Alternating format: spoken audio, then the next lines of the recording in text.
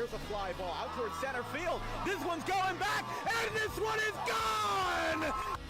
Taylor gets this one out towards center field to the short porch, and it's a grand slam! That's a floater, out to short. And it's booted off the shortstop's glove!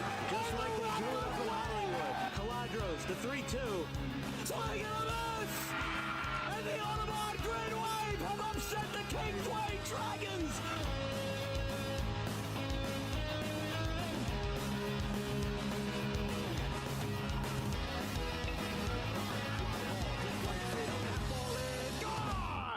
Grant Fournier, two-run shot to right.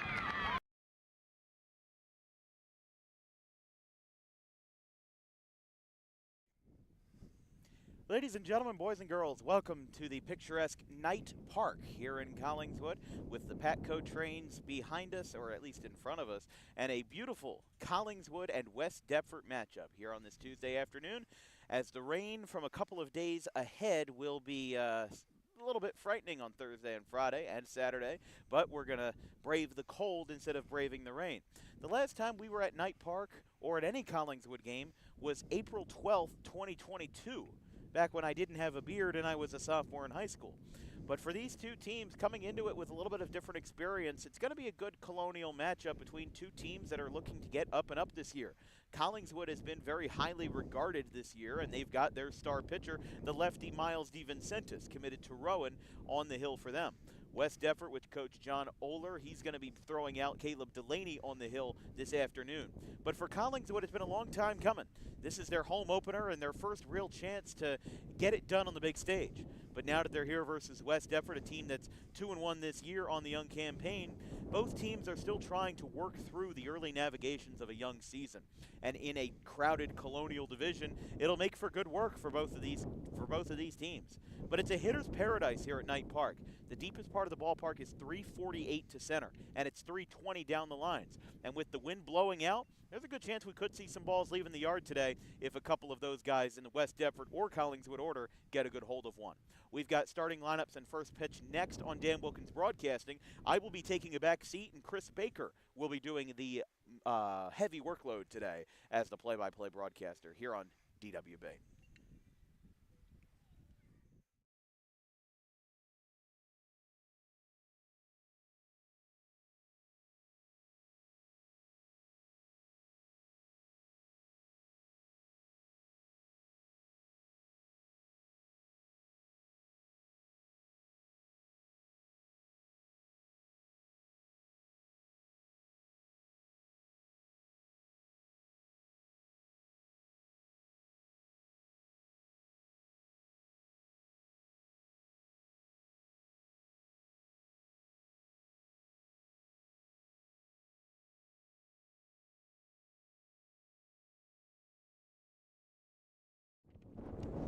Here at Night Park, Miles DeVincentis is the starter for Collingswood.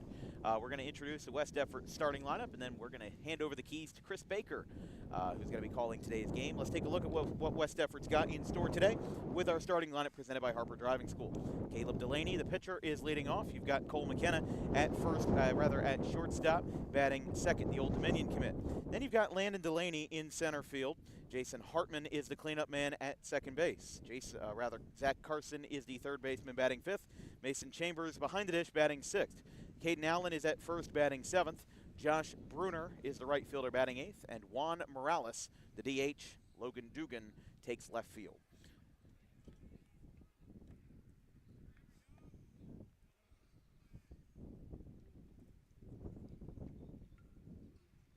So Delaney will lead it off, and I'll hand it over to my good friend Chris Baker, who will be doing the bulk of the commentary today here in West Deptford and Collingswood. All right, ladies and gentlemen, welcome to Knights Park. Obviously, as Dan mentioned before, we got West Deptford and Collingswood here in the Colonial Conference home opener here at Night Park for Collingswood. Rowan commit Miles DeVincentis, the lefty, will take the mound for Collingswood as Caleb Delaney, one of the two Delaney brothers for West Deptford. First pitch from DeVincentis hits Delaney. So right off the bat, we got a hit batter. Obviously, DeVincentis got the start in their season opener against Haddon Township that they won. Pitched 4 innings in that one. Today getting the start in the home opener, which is now a week later. So if you're Collingswood coach Brad Klein, you're pretty happy about the fact that you get to use your stud pitcher in your first 2 games because of the layoff. DeVincentis fouled off by Cole McKenna, the Old Dominion commit. After he flipped from Seton Hall, some personnel changes up there in Orange, New Jersey. Another notable Seton Hall from South Jersey flip was Frank Chiron, getting a lot of MLB attention out of Delsey. DeVincentis kicks, fires, low, 1-1.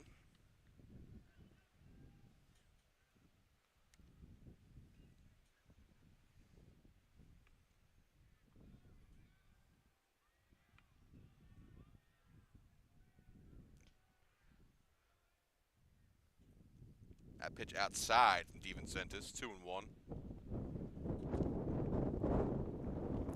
Very windy here today, as you can probably tell through the microphone. A lot of wind. Gusting, it looks like it's coming out towards the outfield, possibly. That could create some fun situations, I'll tell you that. Yeah, blowing out towards right. Pick off attempt to first, no dice. Delaney back in there safe.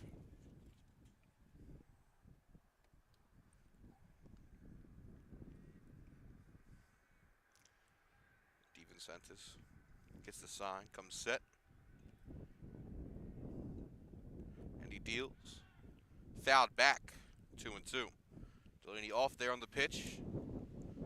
Fouled back, has to go back and do it again. DeVincentis' first 2-strike count of the day. Has first pitch of the game hit Delaney. Caleb Delaney.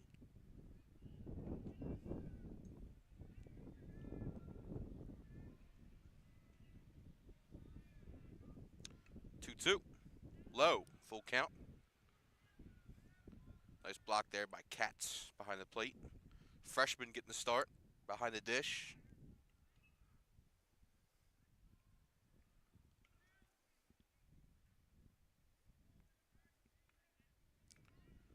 Full count coming up here from DeVincentis. He kicks and fires.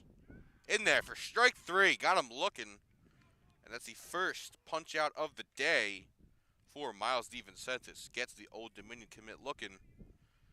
Now one out here for Logan Delaney, the center fielder for the Eagles.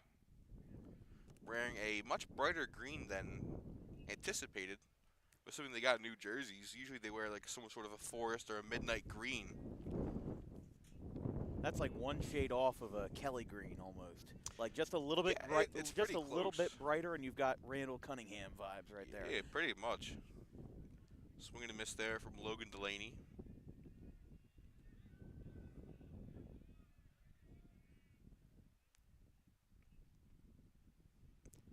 That's in there, strike 2. DeVincentis working ahead in the count here after that little hiccup there. First pitch of the game. Got behind Cole McKenna early as well, but now working ahead here in the count, got him 0-2. DeVincentis comes set, kicks and deals.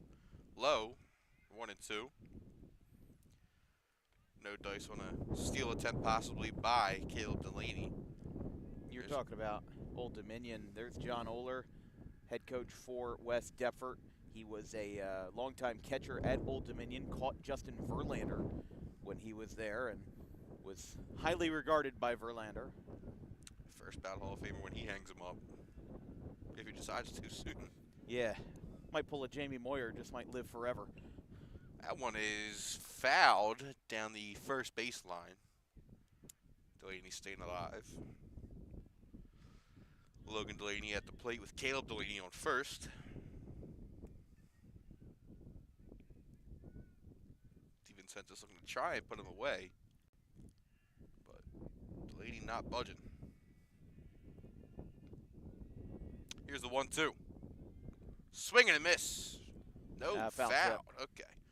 I saw it pop out of the glove. I wasn't too sure if maybe it's a drop third or if he's fouled it off. Trying to adjust. There we go. A little bit of a glare. Couldn't really see it. Now I'm good to go. Count still 1-2 here to Logan Delaney. Putting together a quality at-bat, make a defense let this work.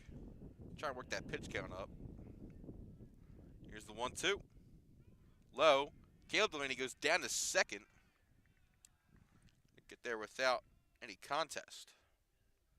So we'll call that a stolen base there for Caleb Delaney. But the count is now 2-2. This is what West Deptford wants here. They want to be able to work DeVincentis' pitch count up, even if they don't score this inning. This should be a productive first for the Eagles. 2-2. Grounded over to third. Foul. And Trilly wasn't really able to get, I guess, around that ball, but let that one go foul. Saves a runner from possibly going over to third. So smart play there from Trilly.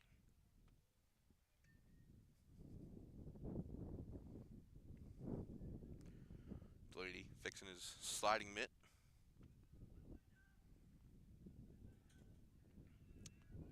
We're still in this at bat here with Logan Delaney. 2-2 from DeVincentis. Grounded, third base, and Trilly's got it. Fires over to first, and Hess brings that one in.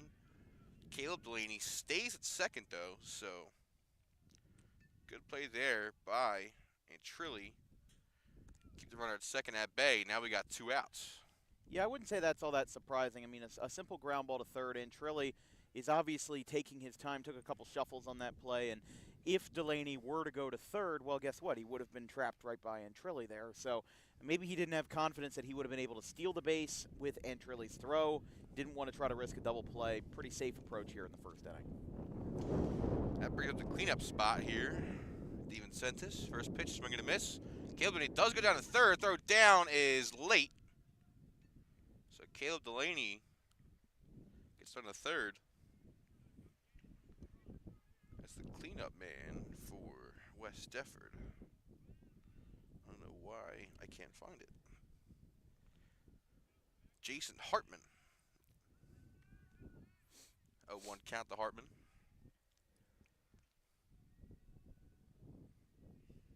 DeVincentis kicks and fires. That's in there. Strike 2. Will be a good nice start here for West Deptford to get a run on, get a run across early versus the left-hander DeVincentis. It's always difficult to face a southpaw in this situation, especially on such a cold and windy day. Just get the offense jump-started early. DeVincentis comes set, and the 0-2. Swing and a miss. He got him. Miles DeVincentis works around the leadoff hit by pitch. Comes back, rears back, grabs 2 strikeouts. And that's it for the first swings for West Deptford. First swings for the Panthers of Collingswood coming right up here on Dan Wilkins Broadcasting.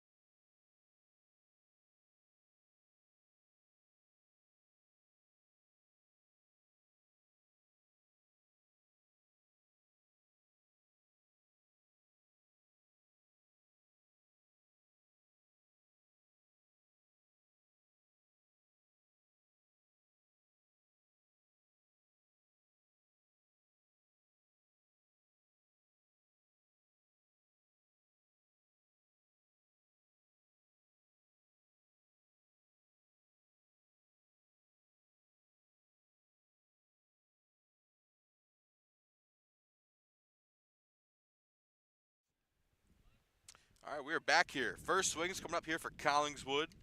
Caleb Delaney, the other left-hander. We got a battle of southpaws here today. Getting ready to throw his first pitches on the mound here from Knight Park in Collingswood, New Jersey. Right across from the high school, Collingswood.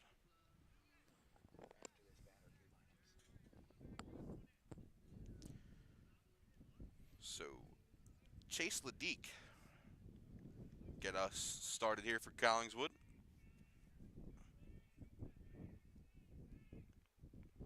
First pitch from Delaney is a strike.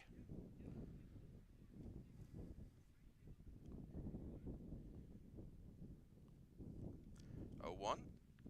Outside, 1-1.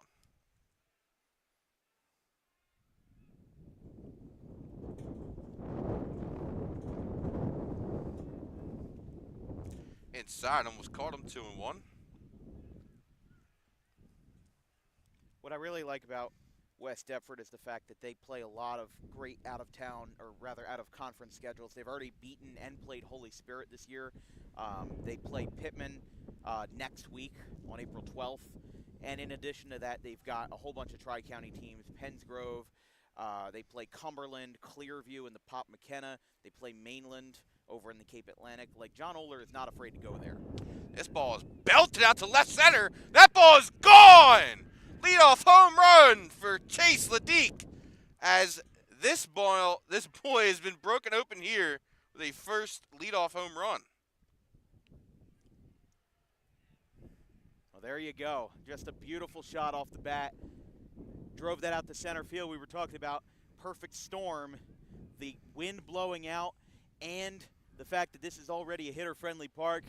Blasted that one out to left center, or actually dead center field, and Ledeek gets us on the board. What a start there for Collingswood. You can't ask for a better start from your leadoff hitter. As now here is Jairo Mendoza, the Nicaraguan native, sophomore.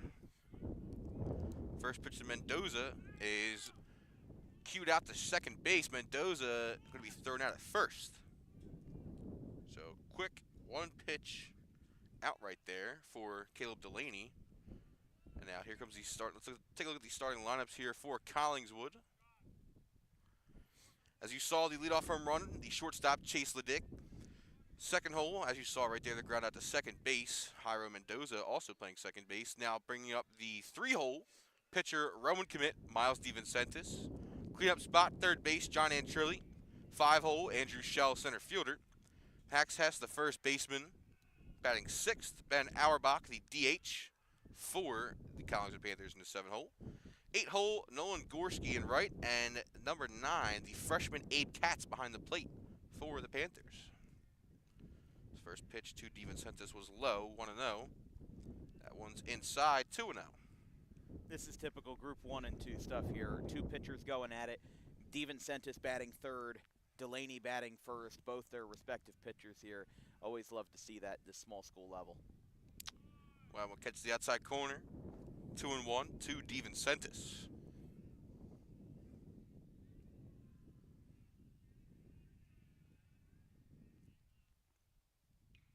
Swung on, grounded over to second. Hauled in and out at first is DeVincentis. Two plays back to back there for Hartman. That'll bring up the 4-hole cleanup hitter, John Antrilli.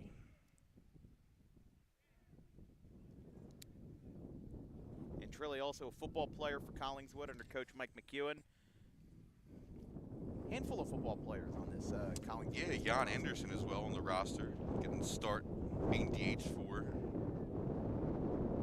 That one was low and inside, 1-0. Wind picking up here at Knight Park a little bit.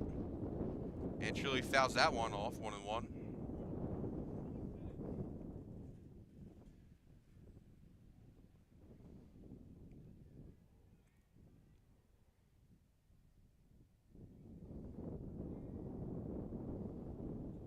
That one's in there, 1-2.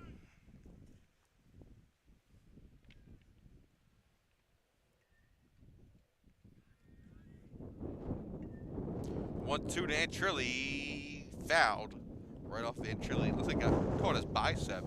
That bounced right back up, caught him in the box. foul ball, and Trilly stays alive. And good on Delaney, the left-hander, to force 2 quick groundouts after the home run. Didn't let that long ball phase him and just got right back to work. And Trilly fouls that one off again. Yeah, I mean, right there, some pitchers, you think leadoff home run, some pitchers might just pack it in early. But for Delaney, get 2 quick outs, 2 little cue shots, too. It's not like they're really hard hit ground balls. Forcing weak contact, grabbing 2 quick outs right after the home run. And Trilly fouls that one off again. Yeah, I like the fact that Delaney wasn't fazed by it. I see a lot of pitchers that, the emotional side of baseball isn't really taught enough, and some pitchers just have a very short fuse. And I like the fact that he's locked in here. 1-2, grounded over to third, and that'll do it. So Caleb Delaney works around the leadoff home run by Chase Ledick, and then gets 3 quick groundouts right after. Collingswood leads West Deptford 1-0, heading to the 2nd inning. We'll be right back here on Dan Wilkins Broadcasting.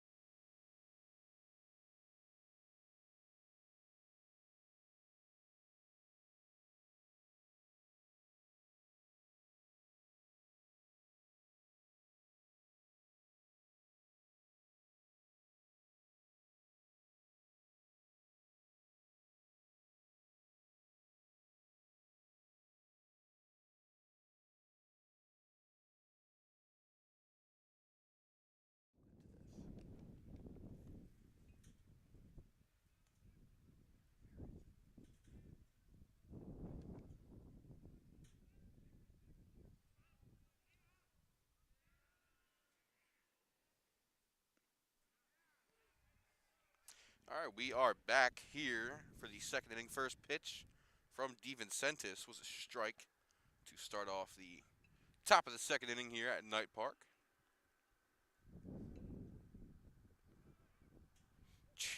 Just missed there. 1-1. From DeVincentis to Carson. Zach Carson, the 5-hole for West Deptford. Pitches high, 2-1. So you saw right there the replay before we came back from Chase Ledick's home run, belted out to center field. Got the scoring started early. 2-1, outside, 3-1.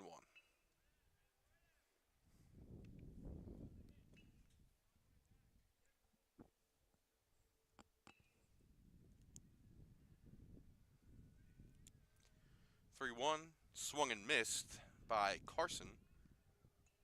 Full count, no outs for DeVincentis to Zach Carson, the 3rd baseman.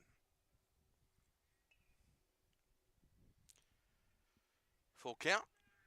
Swung on and missed, got him. Another strikeout for DeVincentis. Number 3 on the day gets Carson. By the way, that home run by Chase Ledick, the 55th on Dan Wilkins Broadcasting, the 5th on a high school game this year. Estimated distance powered by Google Analytics, 377 feet to center field on a solo shot in the bottom of the 1st inning. Now Mason Chambers, the catcher, grounds that one back to DeVincentis. He'll take it to Hess, flip, and he is gone. He's going to hit the Panthers dugout. Making sure DeVincentis gets his PFPs in. 2 quick outs here for DeVincentis. PFPs? Yeah, pitcher fielding practice. Oh, pitcher fielding practice. Okay. Former PO myself for Gloucester Lions. Now Josh Bruner. I'm sorry. Caden Allen. Looked at the lineup wrong. Allen takes outside 1-0. Bruner due up next in the hole. Sorry, on deck for West Deptford. In the hole is Juan Morales, the DH. Wouldn't be surprised if Ledecky isn't the only player to go yard today. Like we said, this is one of the shallowest ballparks in South Jersey. 348 to center, 322 down each line, and then 336 in the gap. I guess they kind of have to keep it this shallow because of the trees. That ball is swung on and lined to the left fielder, Anderson. Easy play for the left fielder. 1-2-3 inning for DeVincentis. We'll be right back for the bottom of the second inning on Dan Wilkins Broadcasting.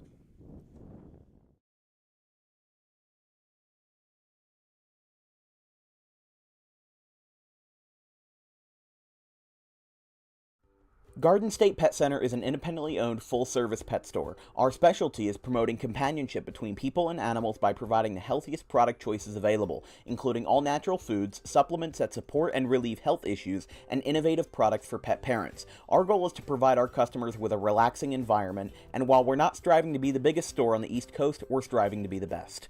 No other pet store will make you feel at home like we do. At Garden State Pet Center, we view pets as members of the family. We don't believe in fast, high-pressure sales, but instead matching up the right pet with the right owners, as you are making a lifelong commitment. Together with our team members, we would like your visit to our store to be both enjoyable and educational. Simply drop in and take a look around. View the birds, reptiles, small animals, toys, food, cages, and miscellaneous items. Learn of the services we have to offer and decide for yourself if this is the store you'd like to call your home away from home.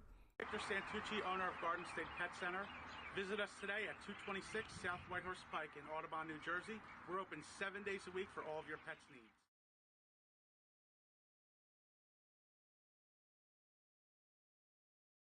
Hold on. Garden State Pet Center. All right, we got the Ryan Rogers 14 jersey hanging up there in the Collingswood dugout. School still has heavy hearts. A lot of guys went to school with him, so always honoring 14 here at the home of the Panthers, the blue and gold, the blue and Vegas gold, all about the sea, as Coach Mike McEwen says. He's going to be appearing on our podcast soon, the Dan Wilkins Show, coming back for some new episodes in spring and summer. You can find the Dan Wilkins Show on anywhere that you visit your podcasts. We're going to finally start uploading episodes to Apple Podcasts and Spotify Podcasts, and we'll be splitting them into smaller chunks to be a little bit more digestible for the viewer in South Jersey. Shell grounds this one foul, first baseline. Andrew Shell, the center fielder, up for Collingswood. Yeah, I mean, a lot of Collingswood correlation here for you. Here at a Collingswood baseball game, you got Coach Mike McEwen coming up on your Dan Wilkins Show. I think the next 2 or 3 weeks we're going to record it. Shell lines over to shortstop. McKenna up with it and over to first. Out number 1 for Caleb Delaney.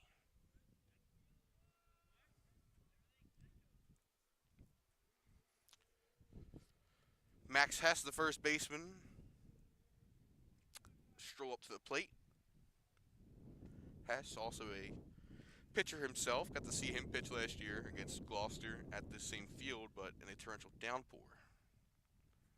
So today is a windstorm, and when I saw them last year, it was a downpour. Inside 1-0 to Hess from Delaney. I think a big thing for West Deptford, they had a team ERA of 3.76 last year, and they still have Cole McKenna, who threw 15 innings last year. Hold on. That ball is hit to center field and going to get dropped at the base of the fence. Hess going to go to second. He'll stroll in with a double as Max Hess belts a double to center. And the Panthers looking good here with 1 out in the bottom of the second with Ben Auerbach coming up. That looked like that had a chance as well out to center field, and Just skipped off the top of the yellow line there, barely stayed in, would have been a ground rule double, but still good opportunity there for Hess to get some offense going here in the bottom of the second. Yeah, the wind's really kind of carrying the ball because I thought maybe that might have been almost like a routine fly ball of sort, but center fielder broke back and it just went right over his head as Ben Auerbach up here in the 7-hole for Collingswood. Shows bunt, pulls back, 1-0.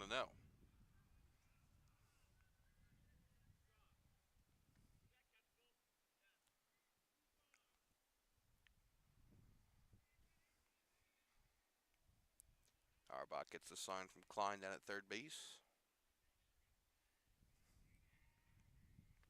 Delaney comes set. Kicks and deals. Nope. Inside move. Going to keep Hess honest at second base.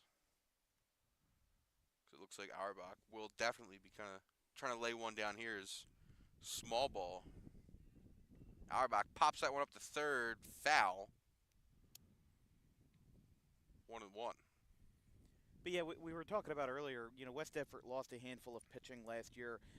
Brendan Lawry had a 3.66 ERA.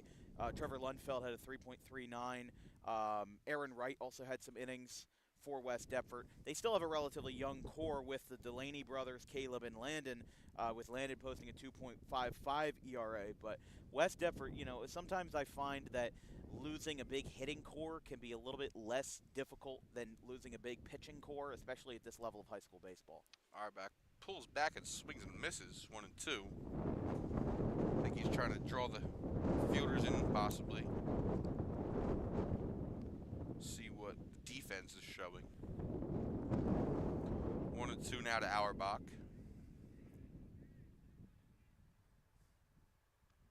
Delaney comes set.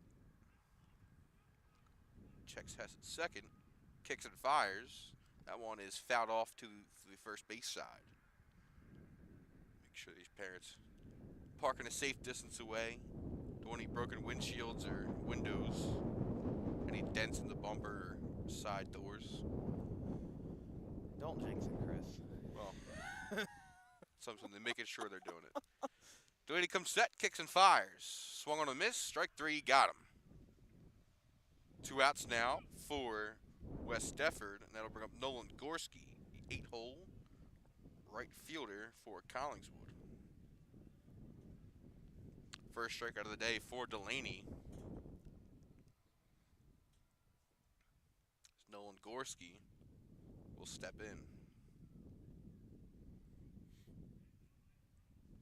If you're Coach Klein, you really don't want to try and strain that 1-out double. I mean, Hess belted that one to the center, so obviously you couldn't get one down with Auerbach there. Now you want to try and, single might score Hess. Well, one of the interesting things I heard, a little dialogue between the center fielder Landon Delaney and the right fielder Josh Brunner. He said, was that catchable on that double? And the right fielder said yes. These guys are keeping each other in check and making sure that everybody's on the same page, because he wants to make sure that he's able to not miss that opportunity the next time it comes. High and outside, 2-0. Yeah, I mean, right there, I thought that it was kind of almost like not a routine fly ball, but it was, a catchable ball. But it was close enough to it that if he stretched out, he probably could have made the catch. But then what happens if he drops the ball? Then he gets charged with an error. That too, and Hess might take third as well. Fouled back, 2-1.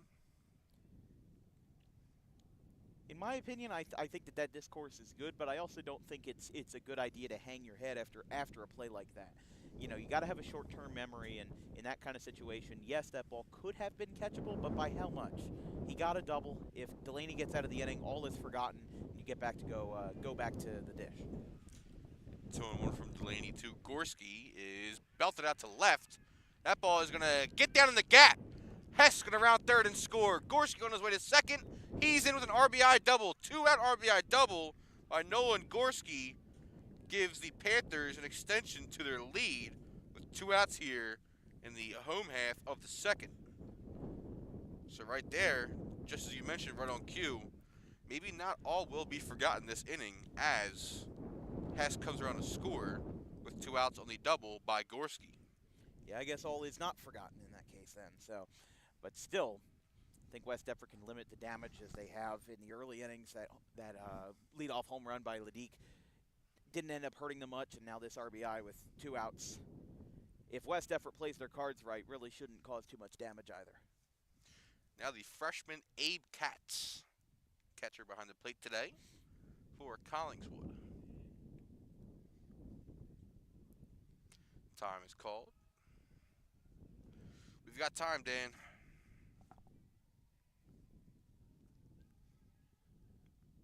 Hoping you'd finish that one. What was I supposed to say? Whatever Tom McCarthy says right there, John Kruk says it. You know, to be honest, I haven't watched the Phillies that much this year. And they're not watchable before the 7th inning anyway, so you're good. I'm just usually busy. That also makes sense. Usually I just don't have time to sit down and watch TV. Like, everybody talks about all this stuff that's going on. I'm just like, I don't have time for that. You know why? Because I'm doing stuff like this. Fair. And Phillies have played a healthy amount of day games as well, too, which is very unfortunate. Yeah. Not tonight, though. Delaney kicks and fires. That one is belted by Katz to center, and Delaney will come up with the catch. Good catch there. So that one for Delaney is right into the glove. We'll head to the top of the 3rd inning as Collingswood leads West Deptford 2-0 here on Dan Wilkins Broadcasting.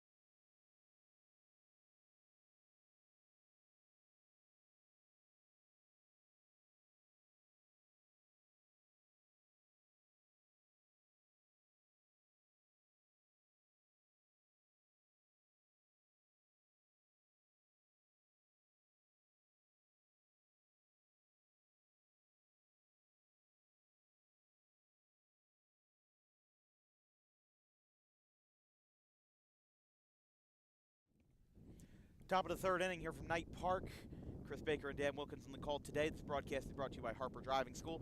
Over 90% of students who take their New Jersey State driving test with Harper pass on the first attempt. If you like those odds, you can book an appointment today at Suite 4 of the Total Turf Complex in Pittman at 614 Lambs Road. We're back here now for the top of the 3rd inning. Josh Bruner going to lead off for West Deptford as the first pitch to him is inside 1-0. Census looking for another possible scoreless inning for the Panthers, but West Deptford looking for their first run of the game to try and answer back. Bruner squares, pulls back outside 1-0, or 2-0.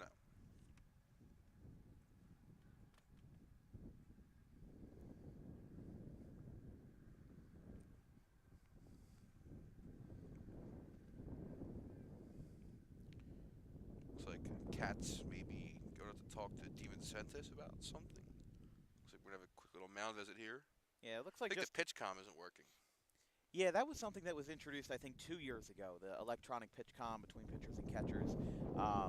It all depends on if programs want to spend the money on it. Collingswood is one of those programs, I'm pretty sure. Yeah, because there's the majority, if not the super majority of programs in South Jersey just don't have the money to afford it. they allowed it to be used, but I see still like 90% of catchers using the old school way. And I'm sure that some pitchers at this age are just so used to not using PitchCom that they would prefer to just do it the old style, but Strike there, 3-0. Now 3-1 to Bruner. Yeah, I think I know Collingswood uses PitchCom of sort. I'm not sure if it's the exact one that MLB uses. Haddonfield uses the same system as well. That one's in there, 3-2. I'm not sure if any other programs use it. I'm at to look, but those are two off the top of my head I do know that do use some sort of PitchCom or some sort of system similar to PitchCom. yeah, like at the travel level and at the summer level, there's strike three. I wouldn't be surprised if DeVincentis might use it because maybe Rowan has that system. I would imagine they would be a school that has it. I don't even know what the rule is for NCAA. I assume that they have PitchCom. It's preference. It's preference? It's usually preference. Yeah, pitching coach usually has a preference for it. Yeah. It's right there. DeVincentis picks up a strikeout. Reared back from all the way down 3-0. Gets Bruner looking. Now Juan Morales, the DH. Number 9 hitter for West Deptford. Swing and a miss. 0-1. Yeah, I know college baseball, most of the time it's pitchers or pitching coaches have a walkie-talkie. They'll radio it into the catchers. Or some of them use PitchCom, some of them use old school systems. Morales swinging a miss there.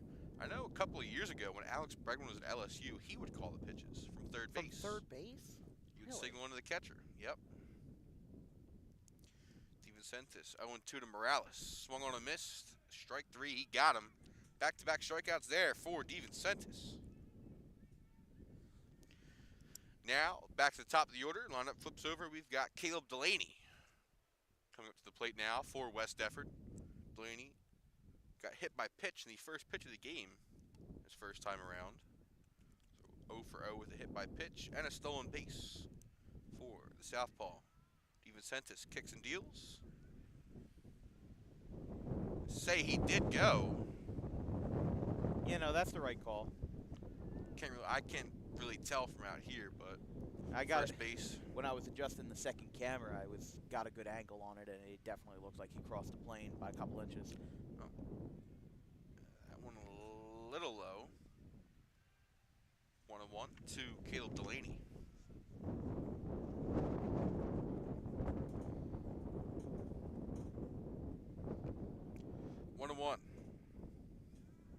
That one gets to the bottom of the zone, 1-2. A little bit higher from the last pitch. Caught a little bit more of the zone. Don't have the K zone yet, but I'm sure Dan might be working on that possibly. I don't have that kind of money. 1-2 to Delaney. Low, 2-2. Literally at Taco Bell for lunch yesterday was $17. I said, gee whiz, as I went out of the drive-thru. I don't have the kind of money for a K-zone. Oh, well, sometimes Taco Bell is a little bit more valuable than K-zone. It absolutely is. 2-2 from DeVincentis to Delaney. 3-2. That one skips in. Cat's getting a nice workout back there today. Freshman. Don't really see too many freshmen around South Jersey getting a lot of playing time, obviously. The talent level that is being developed around the South Jersey scene is insane. I mean, most of these kids just getting insane training. Ball 4 to Delaney. Second time on today for Mr. Caleb Delaney, the leadoff hitter. Yeah, he's the only one to reach base for West Deptford today, and that's sometimes a good thing, and sometimes it's a bad thing because you want to get that top of the lineup to kind of give the offense a spark. With West Deptford still off the run and hit columns at this early point in the game, it's just a little bit of a thing to be noted that now that he's on base, give him something to work with. Swing and a miss there from Cole McKenna, the Old Dominion commit. Struck out looking his first time up. But if you are West Deptford, this is the part of the order you do want up, especially to try and answer back here early in the game, because you don't want to try and fall behind early. Or at least fall behind too much early, I should say.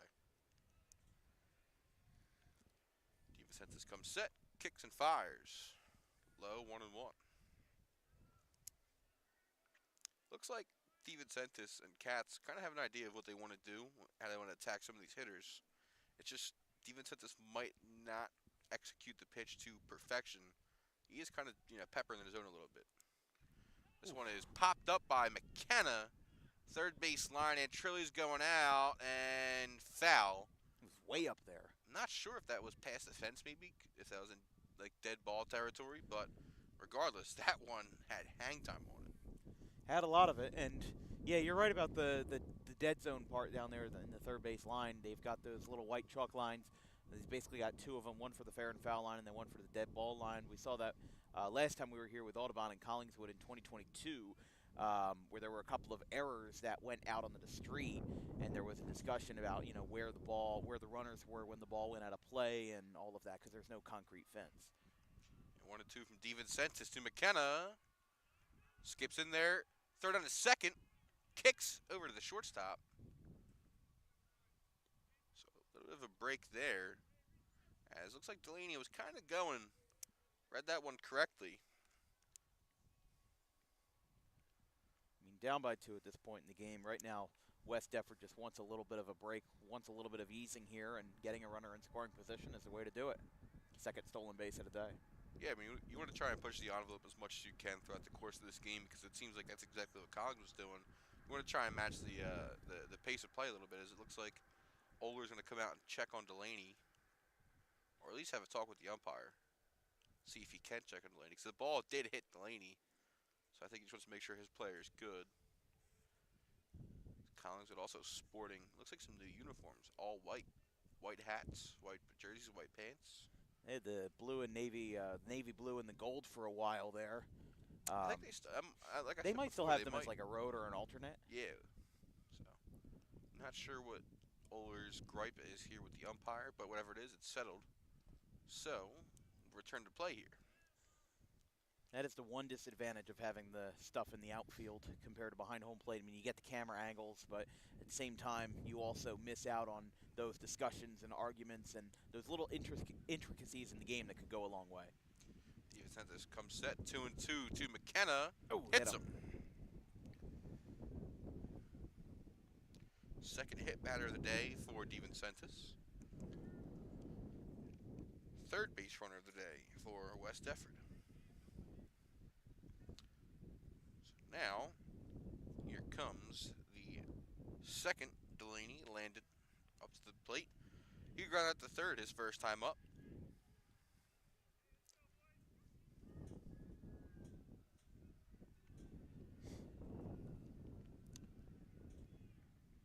First pitch to Lyndon Delaney is swung on a miss, 0-1. I love that fastball outside. He just runs that so well on the left-handed slot and gets a righty like Delaney to miss. I mean, I like sometimes the inside fastballs from the lefties, but he is able to hammer that one on the outside corner and even a little bit outside of the strike zone to get him to chase. Yeah, pitcher like DeVincentis, I've covered him before, getting behind home plate. You can kind of see how much arm side run that ball has. This is a cue shot to first. Hess picks it up, and they're going to say he is safe at first. And Caleb Delaney comes all around to score as Cole McKenna advances to second. So a little cue shot to first, RBI single from Landon Delaney gets West Deptford on the board.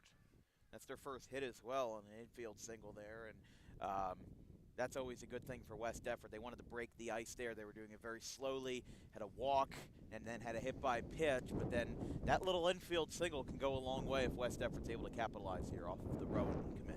Now Jason Hartman, cleanup hitter, stepping in to bat for West Deptford. Still 2 outs here at the top of the third inning.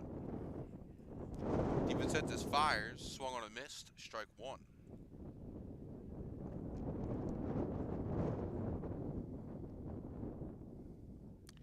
DeVincentis, a D2 Sports Network All-Star, participated in our game last year, along with Jairo Mendoza.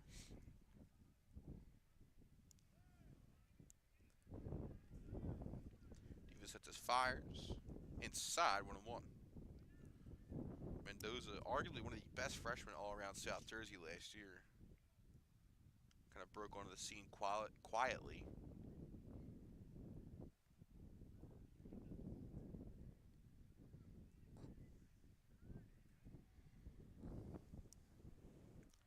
Hartman looking to try and tie this one up here. Takes outside, 2-1.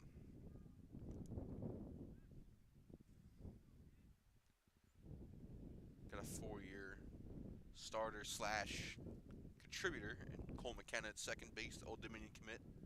Single probably most likely scores him.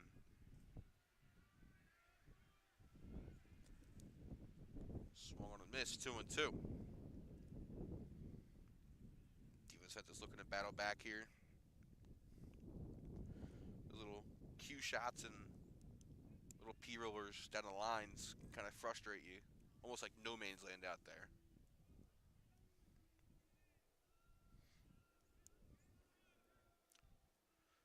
It's 2-2. Fouled back. Staying alive is Jason Hartman.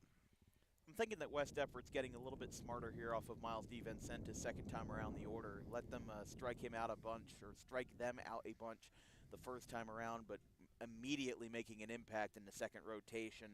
That's just living and learning right there, and able to make an impact.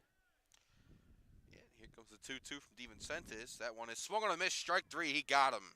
DeVincentis limits the damage, but West Deptford scratches one across in the top half of the third inning. We'll be right back for the home half. You're right here on Dan Wilkins Broadcasting.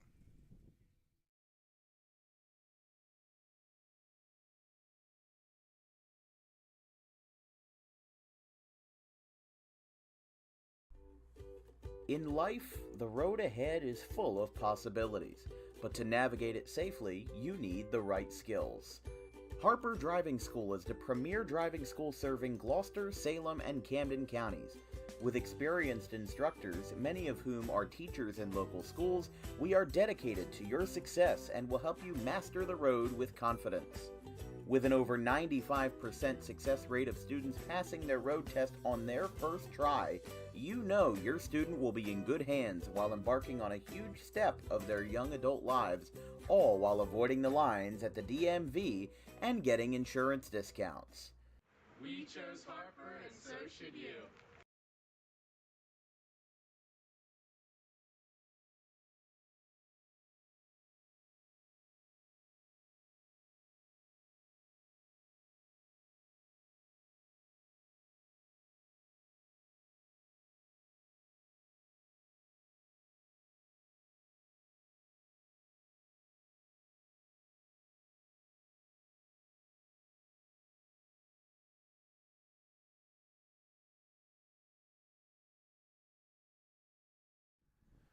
All right, we are back now for the home half of the third here at Knight Park in Collingswood, New Jersey.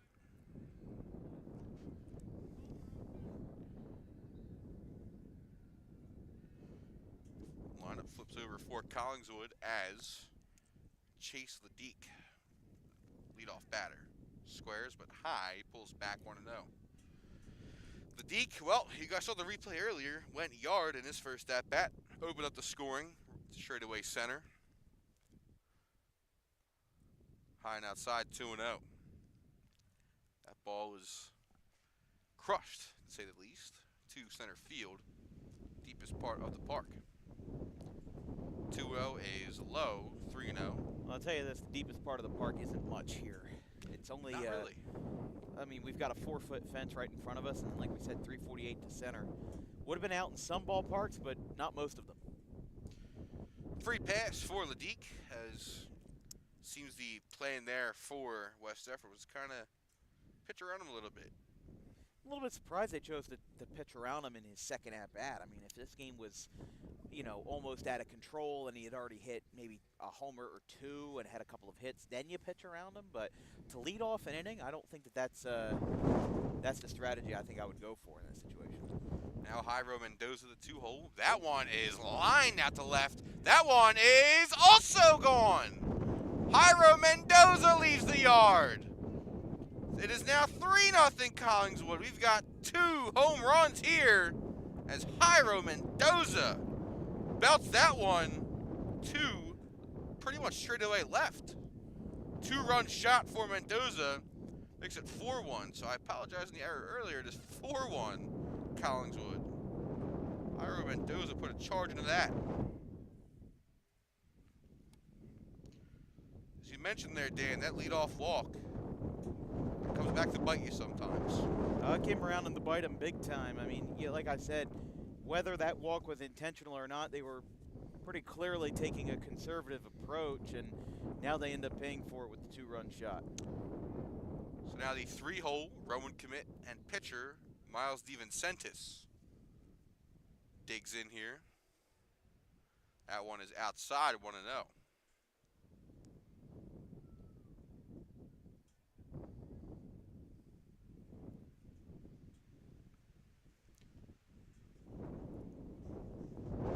DeVincentis fouls that one back.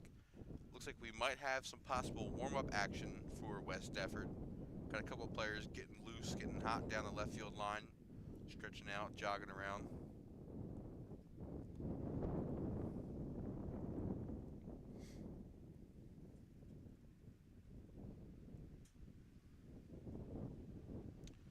One from Delaney.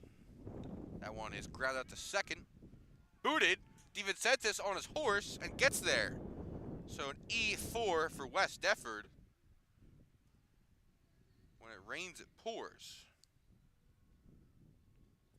So DeVincentis reaches via error.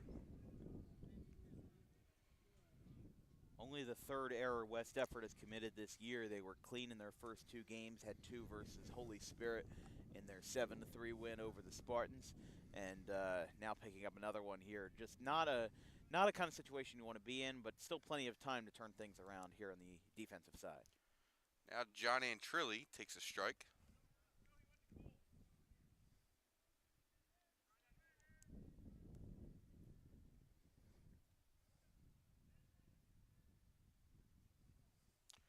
Outside, 1-1.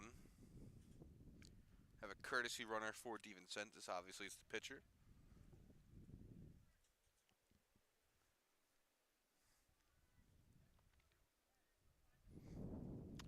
And Trilly, 1-1. And the pitch. Inside, 2-1. And running there over at first. Said that's number 20. He's not on our roster. So, mystery man down there. Literally, there's a 19 and a 21, and not a 20. 2-1-2, and Trilly is swung on a miss. 2-2. I have seen some teams that have different uniform number sets for different jerseys. Like when Collingswood wears their navy blue, top and bottom, they might have a different set just with what's on hand. So I'm not sure. 2-2 to Antrilli is popped up. He's got to go back. And it is caught by, looks like McKenna. Yeah, McKenna and Caleb Delaney got together there, had a little collision next to the mound, and luckily one of them was able to come up with it. Although it would have been a nice situation for Collingswood, or rather with West Deptford, because if they dropped the ball, runner had already gone back to first, would have had a little fielder's choice opportunity. But, alas, ball was caught. Yeah, I think I was watching an MLB game the other day. Most coaches don't want the pitcher, even if it's near the mound, they don't want the pitcher going for the fly ball. Oh, absolutely. They would rather keep them out of harm's way unless absolutely necessary. You're right on that. So now Shell fouls that one. Shell, the center fielder, grounded at the shortstop his first time up. Now behind the count 0-1.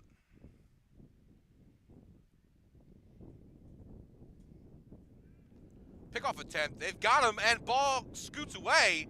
That wasn't going to get into right field. It's still in play. So the courtesy runner is going to get all the way to third. As the ball scoots away again from the second baseman. Home. Play at the plate, not in Oh time. My gosh. So the courtesy runner. That's 2 errors. It'll be credited to Miles DeVincentis. So the courtesy runner scores a run, and he's got his track shoes on. His ball was pretty much thrown around the infield. Throw got away from the first baseman. I can't say I've seen that before. Shell fouls that one back 0-2. I think Rajay Davis did that one time. Ball got away, came around from first to score. So not quite a Little League home run, as he didn't hit it, but almost one of the closest things you can get to a Little League home run, possibly. So 0-2 now to Shell. Snapping away, 1-2. 5-1 ball game here. Collingswood leads 1 out here in the home half of the third inning. In their home opener against West Deptford. Shell takes that one way outside. I definitely think that Delaney's confidence is a little bit rocked here. He's not been throwing a lot of strikes, especially with that kind of defensive liability, that defensive play behind him. It doesn't make your pitcher feel good. Shell pops that one out to right. Straightaway right. Routine fly ball hauled in. Out number 2. West Deptford will need a shutdown inning in the fourth. I think at this point in the ball game, they've allowed runs in every inning, 1 in the first, 1 in the second, now adding on 3 here in the third. It's just a golden opportunity for things to spiral, and you don't want that. So you shut them down now. You know, maybe they get some bullpen action up, calm Delaney down, and then get some runs across in the top half. Now Hess takes one inside, 1-0. Hess with the 1-out double last time around. Came around to score on the RBI double by Nolan Gorski. Came with 2 outs last inning. Hess takes inside again, 2-0. Yeah, Delaney, I mean, obviously the mental part of it, you know, if there's plays like that in the field, sometimes, you know, you might have to try and be too perfect. You might stress a little bit. You might press a little bit. You know, try and be a little bit too perfect, and sometimes it doesn't always result in things you want. As Hess fouls that one out to the third base area, to a convergence of parents and spectators out there looking on ever so shiverly in this very cold weather. Hopefully that's a word. Hess takes a strike, 2-2.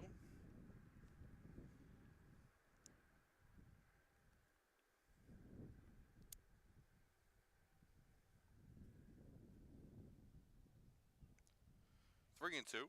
Skips in there. I think hopefully with the bases empty, a bit of a reset for West Deptford. You know, the 2 home runs in this game, not an easy pill to swallow, but just trying to lock it down a little bit and find another way to get back on the board. Yeah, for Delaney, you can take your time too. You don't have to really rush yourself. Right. You know, you're not worried about anyone on base. There's no one on base, no one dancing around at first or second or third. Play at your own pace. Take your time. Take a breath. No pitch clock in high school, thankfully. Not yet, at least. Not till Diamond Classic. But Right. regardless, right now in this setting, you know, if you're Delaney, try and reset yourself. So maybe if you're Coach Ole, you might throw him back out there to try and get his confidence back up. He does Try to allow a save walk your that arms. time. This is ball 4 for Hess. He reaches for the second time today. Now Ben Auerbach, the DH for Collingswood, as looks like we may have a pitching change possibly here. Oler's going to make his way to the mound. Yeah, they didn't do any pitching visits or mound visits earlier in the game, so I wonder if Oler's just going to talk to him, if he's the one guy that's going to do it, or... You know what? Landon Delaney's coming in from center field, so I think we're going to have a 1-for-1 swap, because Landon Delaney is going to come in, and he's going out to the infield, and he might be coming in to pitch. So one brother for another, and looks like that's going to be the pitching change. Yeah, so Caleb Delaney did go to the dugout.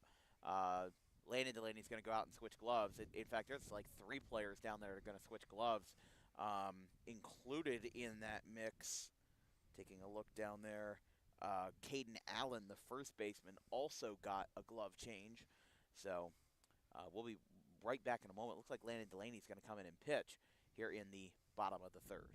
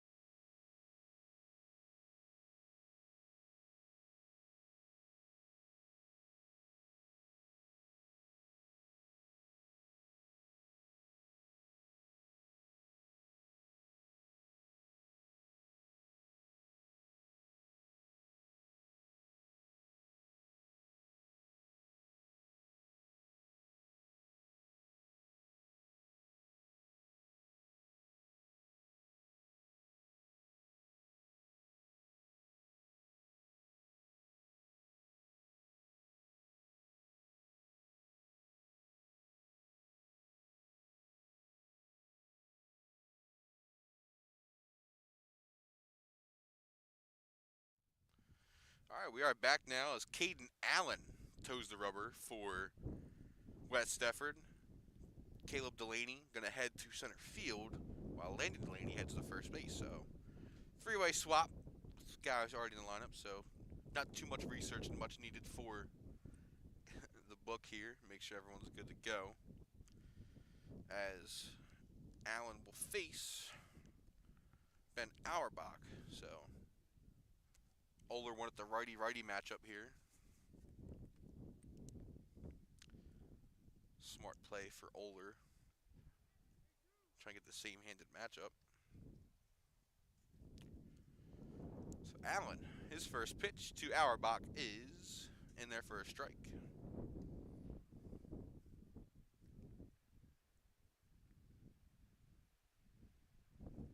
Allen, 4 scoreless innings this year in 2 appearances. 4 strikeouts, 1 walk, and no hits allowed. That was fouled back by Auerbach. Didn't have any prior history in the box or on the mound, but at the dish batting 111, 1 for 9 with 3 RBIs, and as we mentioned before, 2 appearances, 3 innings versus Holy Spirit, where he struck out 2 and walked 1. Auerbach takes strike 3, outside corner, and Allen comes in and limits the damage for West Deptford, but damage has already been done for Collingswood. They lead 5-1. Heading to the top of the 4th inning. We'll be right back.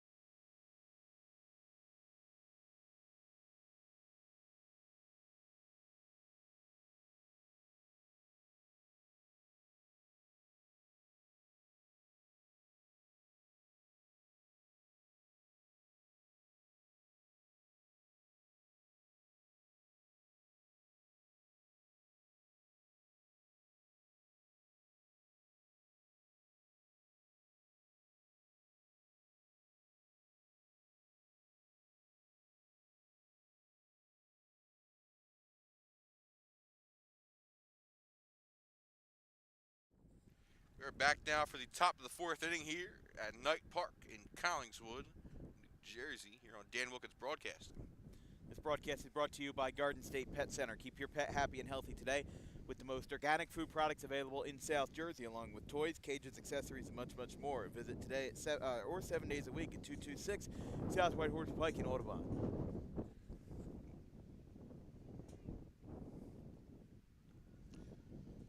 Pitch is popped up foul from Zach Carson, the leadoff man. DeVincentis is out there on the mound for Collingswood, future prof.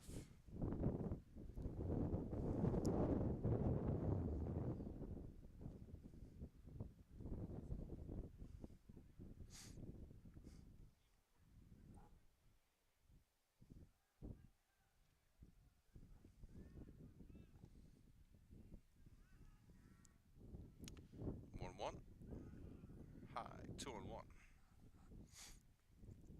DeVincentis, just a 1 run so far on cue shot, ground ball. RBI single by Landon Delaney.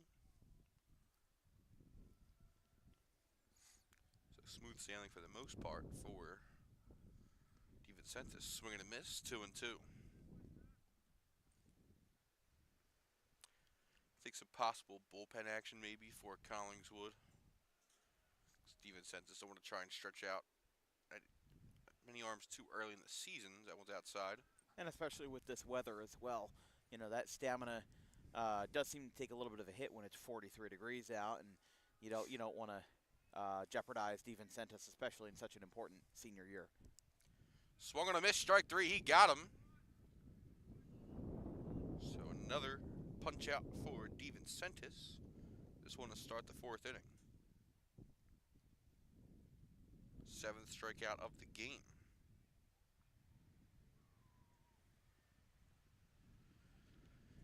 Now Mason Chambers, the catcher. Number 52, one of the more unorthodox numbers in South Jersey. That one's inside, 1-0. Could be a personal thing, could be family. Yeah, no, most of those, you see most of those numbers, Eustis, past couple of years. They'll have some guys wearing some funky numbers. I mean, West Deptford, it's not like most teams where they'll buy like jerseys 1 through 30, and then the players pick out of a bin to see who gets them. West Deptford has the last names on the back of the jersey, so those are custom made. Those are personals. That one's fouled back, 1-2. Oh, Hit a car. Not sure which car that was. it was an Audi too. Oh man. Wait, what's that? Whatever that car is down there. I The cannot black tell. car. There's like 4 of them. He's going to pull over and check it out. Oh, and he stopped, too. If he had gone forward, he would have been fine. Oh, boy. Yeah, that one's low, 2-2. It's a nice little dent there, little blemish. Donk. Yeah. Just get a plunger and plunge it out. That's a good point. 2-2 from DeVincentis. We've got time here as Chambers steps out. Resets himself. Yeah, you can see bullpen action. He was looking at the hood of his car. I think that's a Volkswagen over there. He's he's now standing outside of his car, just like trying to figure it out. I guess I think he's calling somebody, or maybe he's just standing there to ask who did it. That one was out of the zone to Chambers, so full count. Full count to Chambers, low, ball 4.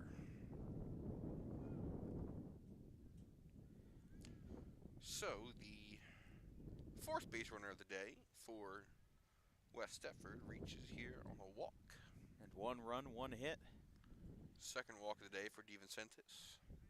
Yeah, for the most part, he's been keeping the ball in the zone, and then the 2 walks that he has had have been in full count at bats. So, West Deptford has been working him to the bone, at least in this case, and even with only 1 hit, they've gotten his pitch count considerably high. Yeah, I mean, if you're Oler, that might be the game plan. Try and get to the bullpen, see if you can try and do some damage late. Caden Allen, the pitcher, takes the strike and then fouls one back. Quickly 0-2. I think if you're DeVincentis, you want to try and work down in that zone, try and roll a ground ball, get a 2-ball, get out of the inning, go hit, try and add more runs. Yeah, for both of these teams, the quicker the game goes, the better, especially in this kind of weather. It's never easy to sit That through a one 2.5-hour is game. Shot out to left. That one's staying fair. Anderson cuts it off, gets it in the relay, and a quick 2-out double. I'm sorry, 1-out double for Caden Allen. Helping Adds his own cause. opportunity for himself. Now Josh Bruner. Stroll to the plate for West Deptford. As it looks like the Eagles might be finding a possible groove here, knock on wood. Don't want to jinx anything for any teams. Don't want to have any angry players or parents in the your comments. email. Yeah. You know, we were talking about Mason Chambers wearing number 52. Did you know that I wore 92 in my Little League All-Star team over the summer? Did not know that. It was because back in 2017, 2018, when I was in my last year of Little League, they asked me to be on the All-Star team. And at the time, there were only 3 numbers in Major League Baseball that were never worn: 89, 90, and 92. And I said to myself, which number looks the best? Because I want to be different. 89 looks ugly, 90 looks weird, 92, let's do with that. And I picked 92, wore that for the summer. Chopper back to the mound and foul. So then the third baseline went foul. DeVincentis let it roll out there. Yeah, 92, I'd say the spring training number. Oh, yeah. No, because I absolutely didn't deserve to be on the team. Even I, as a 12-year-old kid with a little bit of an ego, was like, yeah, I shouldn't be here. So I'm going to choose a high number, and I'm going to be like the odd man out. Get people looking at me. 0-2 from DeVincentis to Bruner. Time. We have time here at Knight Park. So many folks around here say Knights Park, even though there's no S in there. Huh. 0-2. Outside, 1-2. Never heard it called Knights Park. I also heard it from majority of my granddad. Ah. And, yeah. Sometimes older folk don't usually get the pronunciation right sometimes. 1-2. DeVincentis to Bruner. Here's the pitch. Somehow got out of the way of that. 2-2. There was a story of my great-grandfather who was very Irish, and in fact, he was one generation removed from Irish immigrants, and they were talking about he was pronouncing Billy Joel. We do have Billy bullpen Joel action. Embiid. Number 11 up in the pen for Collingswood. Another lefty. That's Max Hess. So Hess is now out of the game. We got 23 at first base. And that would be Colin Cairns. Here's a ground ball That up hit the middle mound. into center field. Here comes the play at the plate, and the throw is not in time. Skips away. Bruner's going to stop at second with an RBI single, 2 RBI single. That West was weird. Deptford clawing back. Yeah, That hit the mound, and it popped way up in the air. I don't know if it hit the rubber or if it just hit a weird spot on the mound, but it got some height to it and then went over the head of Ledeek and then got those 2 runs in. Yeah, I thought that was just a routine ground ball. I look up and the ball's in the air. So it looks like I'll call it a single advance on the throw. So a 2-run single makes it a 2-run ball game. Now here's Juan Morales, the 9-hole DH. Swung on a miss, 0-1. Now that is a blessing and a curse of, for DeVincentis pounding the zone like that. Obviously good hitter's going to put the ball in play. So It's a good thing for the bottom of the order to get going, especially in a 5-1 game. If Collingswood had added a couple more runs in the bottom half, you could start saying that this game could go out of hand. But West Deptford keeping them in check and rebounding after a 3-run third to get back on the board in the 4th. yeah, obviously this one's not over yet. It's not by any means. 2-run game here in the top of the 4th. The 1-1, outside, 2-1. And what'll be important for Collingswood is we were talking about they were warming up Max Hess in the bullpen. He's now getting stretched out near the dugout. That's another left-hander up there. So back-to-back lefties facing West Deptford. Instead of a breath of fresh air, you're getting the same kind of taste of your medicine there to try to keep the balance. 2-1 outside, 3-1.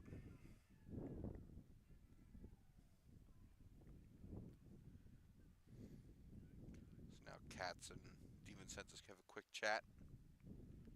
Ledeek going to join in, make sure everything's good to go.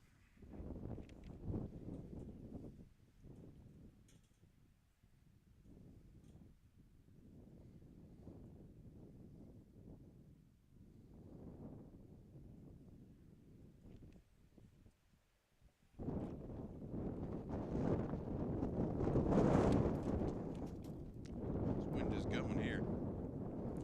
It's picked up for the first time in a while. Yeah, it has. It was a nice little warmth we got there for a little bit. It's 3-1 from DeVincentis is high, ball 4.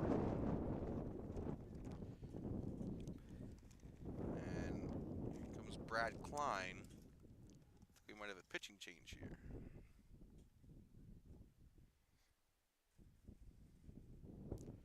So Hess will stroll out right behind Klein. DeVincentis heads to the dugout. And Max Hess will take over on the mound for Collingswood. Get a pitching change. We'll be right back.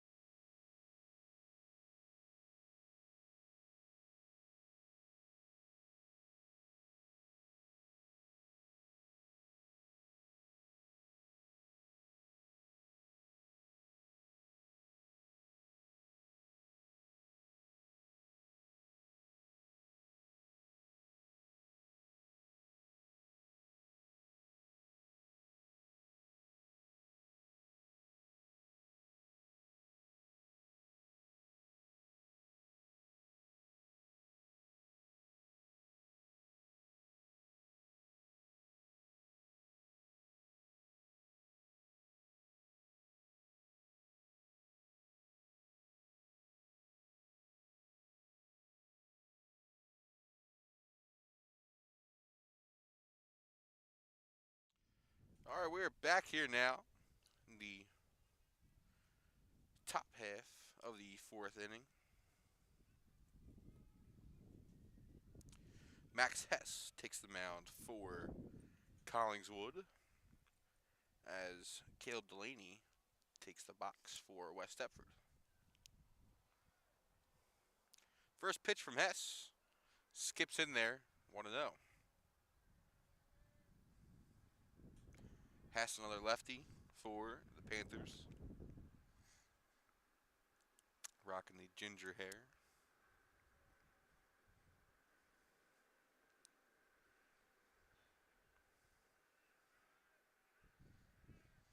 The 1-0. That one is low, 2-0.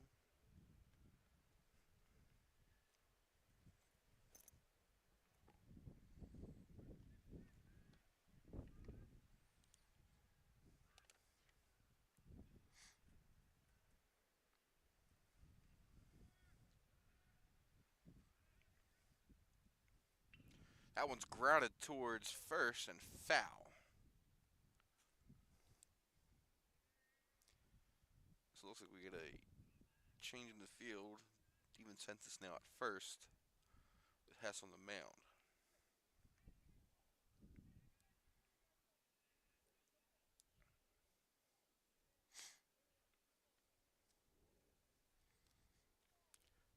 Some quick conversations.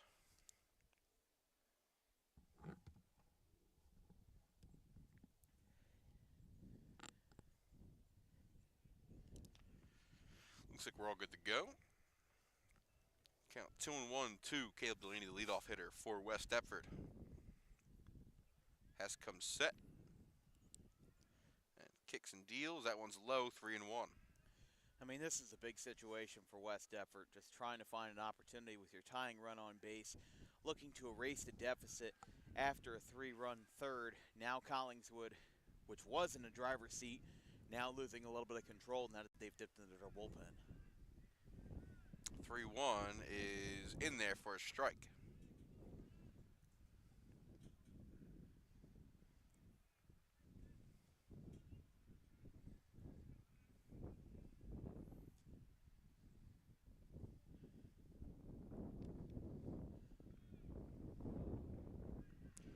Full count, grounded, first base, and foul.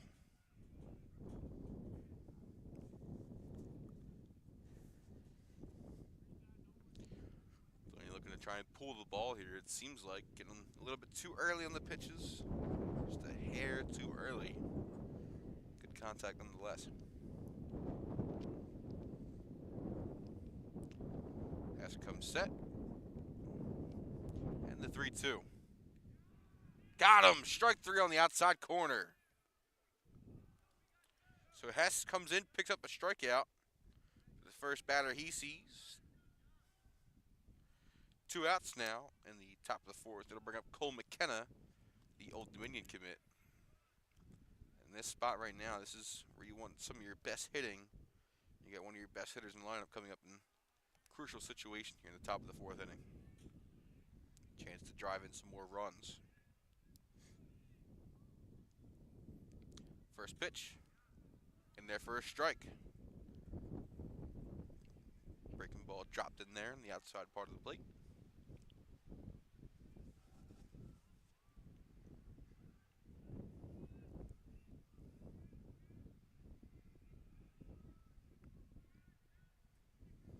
The 0-1. That one is lined out to left. Cole McKenna has given West Deptford the lead. 3-run shot for Cole McKenna. And the Eagles are now in the driver's seat. That ball was crushed to left field. Oh. Hammered.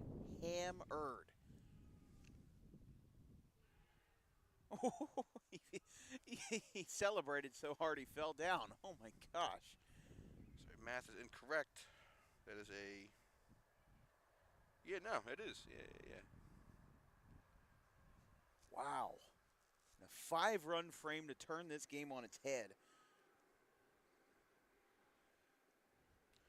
6-5. West Deptford now in the driver's seat.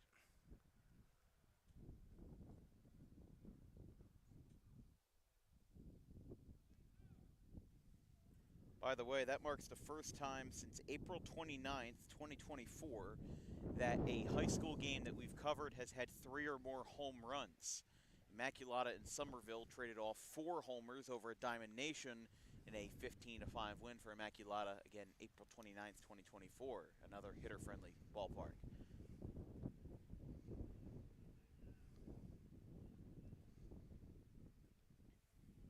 Strike there to Landon Delaney.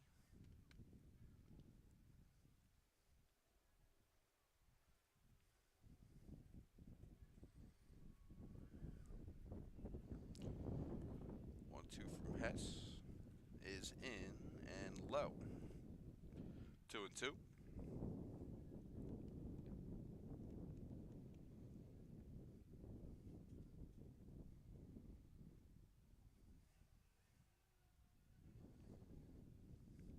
From Hess is popped up right field and hauled in. Third out of the inning. Damage done by West Deptford. 5-run frame. Hop back in the driver's seat here at Knights Park. We'll be right back for the bottom of the 4th inning as Collingswood will look to answer.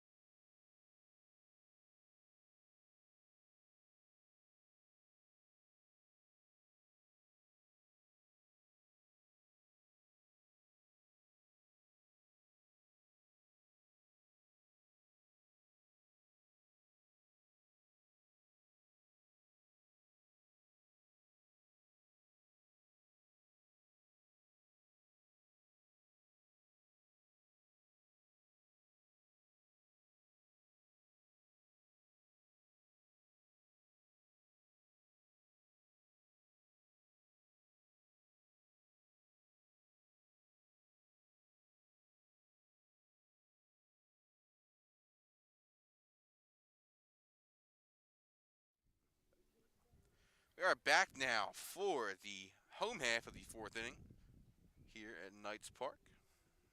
This broadcast is brought to you by the Dangerous Adrenaline Wrestling Gladiators, or Dog Pro Wrestling, New Jersey's top premier pro wrestling organization with high-flying events and nonstop entertainment throughout the Garden State.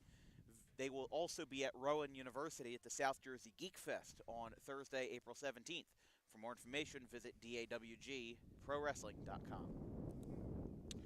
Nolan Gorski, the leadoff hitter here in the home half of the fourth. Caden Allen still on the mound here for West Deptford. Now with the lead after the Cole McKenna home run. That one swung on a miss by Gorski. If you told me in the bottom of the third inning that West Deptford will be taking the lead in the next frame, I wouldn't believe you. I mean, this game has really been turned on its head with that three-run shot and seemed to rattle Hess a little bit, but was able to get out of it, coming in and being responsible for those two runners and then giving up the home run. Not an easy pill to swallow, but he was able to get out of it without burning too much. Full count now to Gorski. They're falling behind in the count early.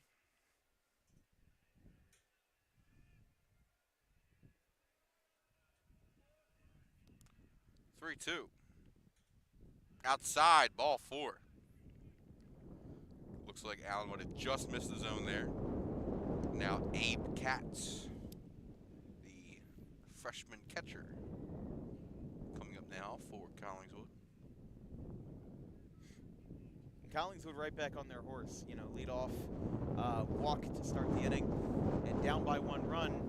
Anything is still possible here. These two teams could be trading a lot more runs back and forth. Squares pulls back for a strike. Almost went with the back pick there at first. Yeah. Gorski gets back in time.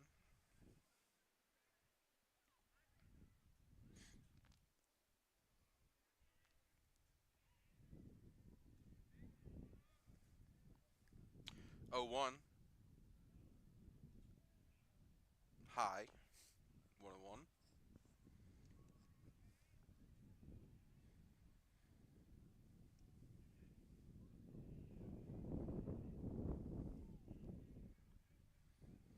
Allen comes set. 0-1. Drops in there, 1-2. It's like Allen kind of utilizing almost like a big looping breaking ball. Just kind of pops on in there in the zone.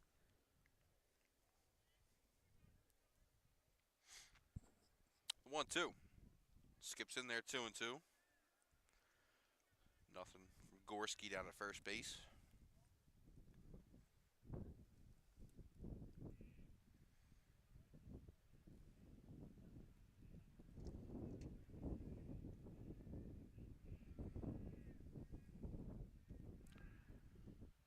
Step off. Gonna keep him honest at first. Trying to reset here. Speed up. Cats at the plate.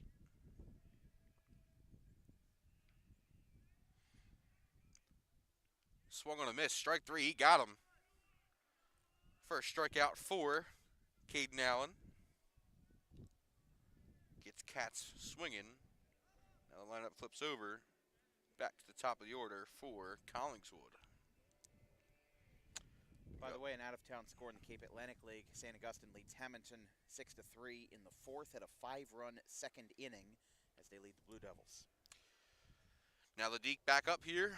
Start the fourth inning with an out here. Well, the Deke led off the game with a home run, as we know, 377 to center, and has a chance to make a big moment for Collingswood. And a long ball would take the lead. Of course, a long ball isn't the only option, but certainly would be one that would send this place into a frenzy. The turtle shell backstop behind him. Takes low, skips. Gorski stays put.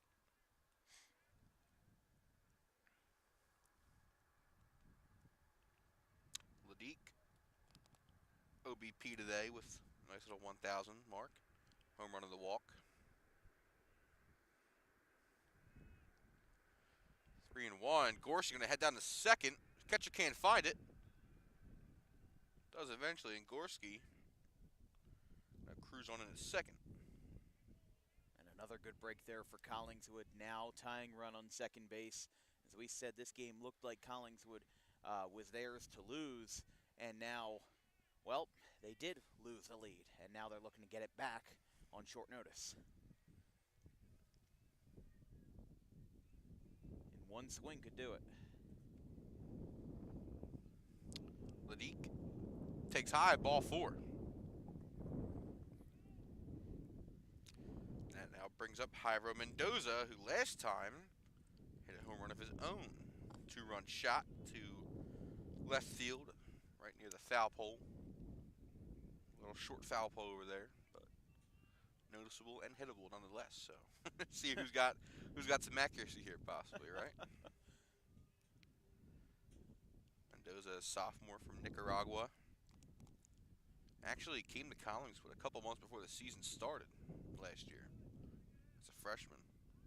That's got to be a life-changing experience, you know, coming from Nicaragua and then going to Collingswood, and you know, it's a world changer. You know, these people that come from international backgrounds, and you know, having to kind of make a new beginning in the U.S. Yeah, I talked to him last year.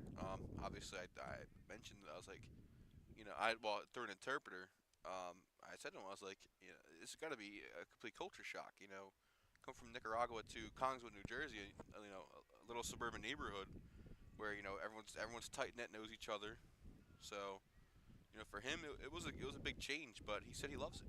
So he said he loves being here, loves his teammates. Teammates embrace him. You know, it's a two-way, you know, mutual feeling that, you know, the team's very tight knit with chemistry, and you know, Mendoza is no outlier to that.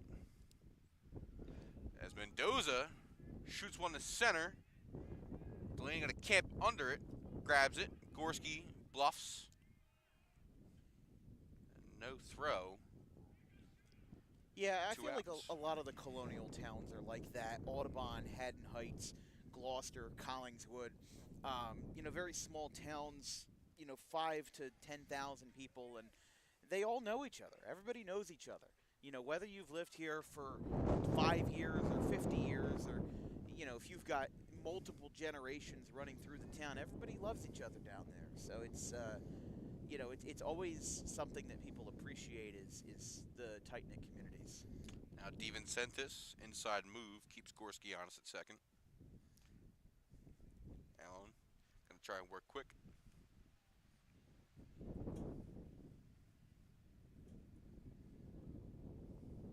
DeVincentis takes ball 1.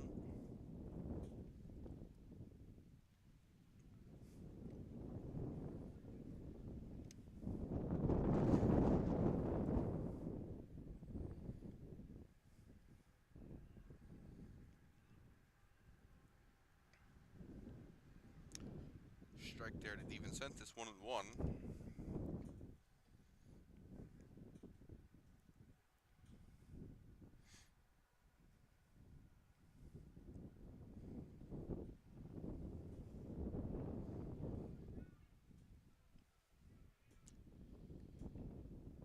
DeVincentis wanted to yank that one.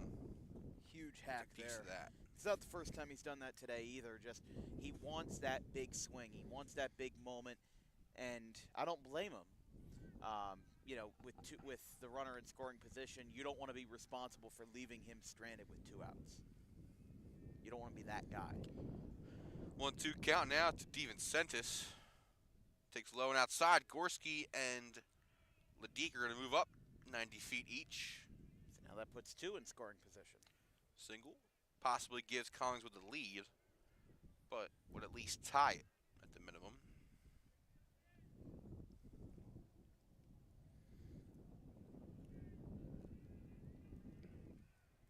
Now DeVincentis 2-2, even up the count. Fouled back. Another big swing there. Of course, DeVincentis, he's committed to rowing that nationally ranked Division III. They've had a really good year this year. A handful of local Division IIIs have been very successful this year. Rutgers Camden, one of them. I'm sure there's others off the top of my head that I'm not thinking of, but that NJAC conference has just been so good this year. It's been loaded with talent, top to bottom. comes set. 2-2 to DeVincentis. Swung on a miss, strike three. He got him. Caden Allen works around trouble, keeps Collingswood at bay, and West Deptford holds their lead heading to the top of the fifth inning here on Dan Wilkins Broadcasting.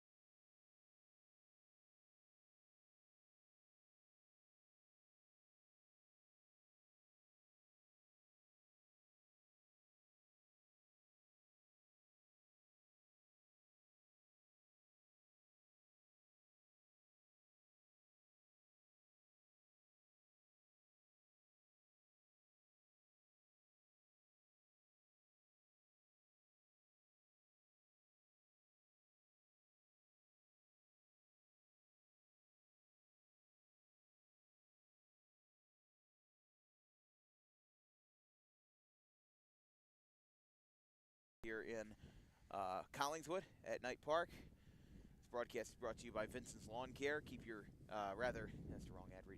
Vincent's Lawn Care, yes. Spring is here. It certainly doesn't feel like it, but yes, spring is here.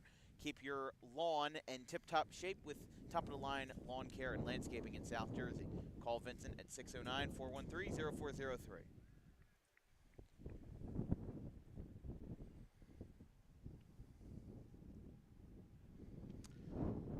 Jason Hartman now leading off the top of the fifth for West Deptford. Max Hess still on the mound for Collingswood. Ball is popped up, third base line, and Trilly going to camp under it. No, it is over his head. Faked me out there. I thought he had it. It's a foul ball, though. So foul ball. I meant to say in foul territory. That is correct. So foul ball, 1-1. Just another strike. Just a long strike. That's all.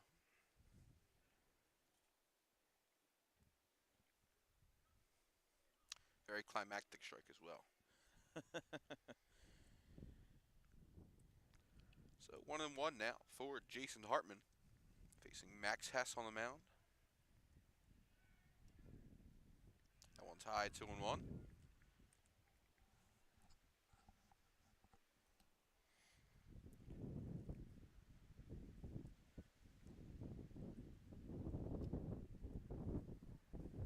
I think we got time here, I think. No, okay, we're good. Hartman stepped out again. I wasn't too sure what was going on there. High, 3-1.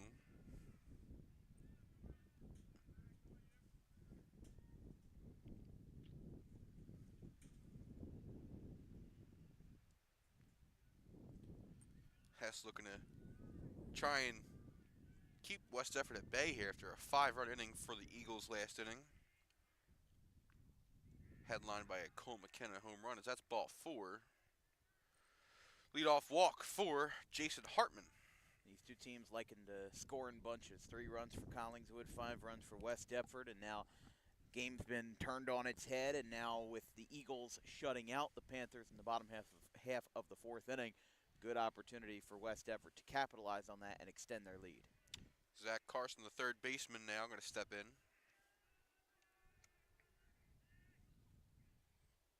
Squares popped up and foul over the umpire's head. It looked like it went over.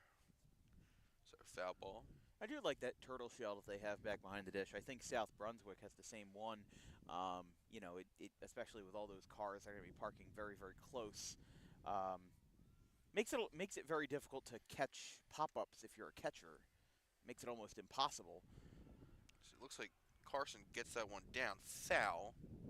Yeah, I know Burlington Township has the same thing as well behind home plate. I have not been to Burlington Township then, so that would explain it. But, yeah, Westville, when we were at the Park Ave Fields in Westville for that game between Buena and Gateway in late March, they had something similar but with a net. The net was kind of like banked at an angle, so any pop-up that went straight up in the air was just going to come right back down off the net, so it's basically impossible to do that.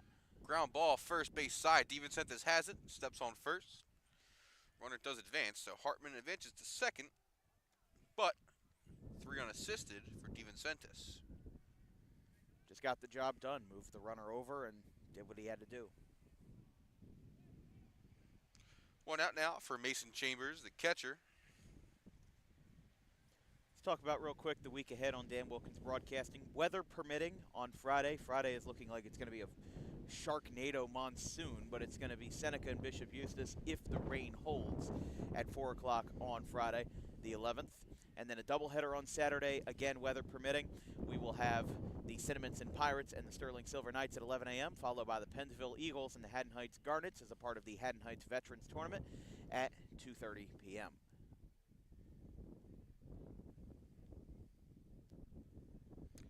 First pitch to Chambers, the strike. Outside. 1-1. And also with the weather changing, that will change our broadcast count. If you've been counting at home as we've been updating it on social media throughout the season, we are currently on broadcast number 492. As we get closer to 500, we will keep those graphics coming. And then for number 500 itself, prior to the game, there will be a little presentation on our broadcast of the best moments and the best highlights from the first 500. 1-2 now to Chambers. Runner on second, one out for the catcher.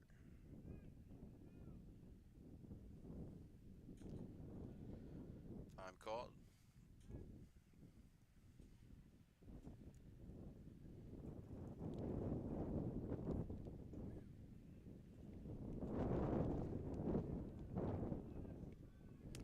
Time called again. So Katz and Hess are going to talk things over. I think Oler and Chambers trying to get on the same page as well. I'm not sure. I think Oler was one that looks like he might have called him over.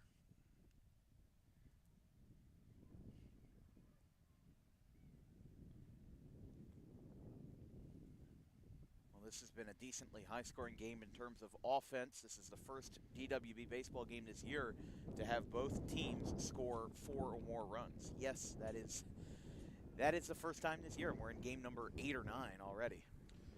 Outside 2-2 to Chambers. I mean, the first one we did was Millville and Pittman, 6-3, then 3-2 and 5-1. I think with the colder weather, the offense wasn't as sparked up, but now West Deptford and Collingswood defying the cold and getting some home runs out of the ballpark. Yeah, I mean, 3 home runs, that's not easy. Definitely not, yeah. Outside, 3-2.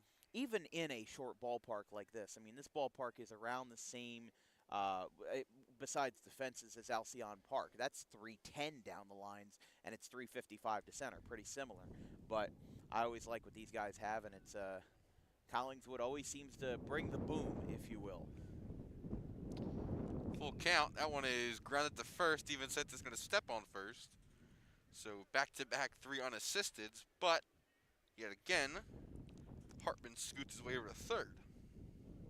Those insurance runs in the late innings are going to help West Deptford mightily if they can get them home, because with Collingswood and West Deptford, they both like to score in bunches. Collingswood might be a little bit more consistent on the offense. So we'll just have to see what they've got in store, because right now they just gave up a 5-run inning in the last frame and are now looking to counteract that on the offensive side. Here's Caden Allen, pitcher. Takes ball 1.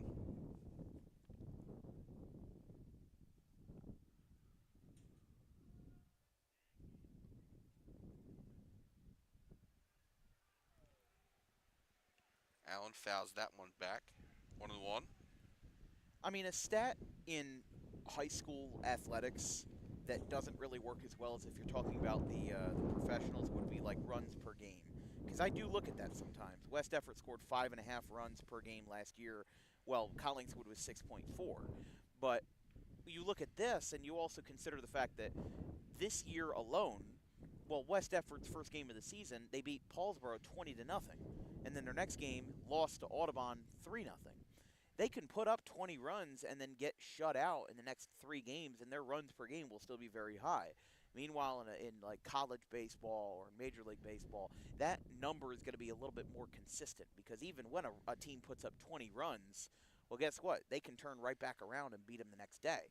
So, you know, that number, I was looking at it earlier, and I'm like, it's interesting, but sometimes you have to take those numbers with a grain of salt. Allen launches this one to left. This one's got chance. a chance, and this one does leave the yard. Caden Allen, 2-run shot for West Deptford. That is the 4th home run this game, and some more insurance helping his own cause there. Caden Allen, 2-run shot. That's 4 today. How about it? These guys are just killing the ball. Wonder if they're using those torpedo bats. 8-5 ball game now for West Deptford. It's only fitting. Last time we were here, back in 2022, Audubon beat Collingswood 14-12. Might be heading down a similar path today. Definitely a lot of runs here. Remember, the game that we were at yesterday, you were doing your writing with D2, Maple Shade and Holy Cross. Holy Cross didn't hit a single home run last year, and Maple Shade only had 1 or 2. And meanwhile, you look at Collingswood, I mean, they hit a whole bunch left and right in the last couple of years. They had a grand total, actually not that much, they had a grand total of 4. One of them from Cole Ladick, one from Jairo Mendoza, and another from Devin Sentis, and one from Chase Liddick as well. So they've hit, what, 2 home runs today? So they have hit half of their total team home runs from last year in 1 game. 0-2 down to Bruner. Got him swinging. So Hess works around the 2-run shot from Allen. The damage is done regardless. We'll be back here on Dan Wilkins Broadcasting for the home half of the 5th inning.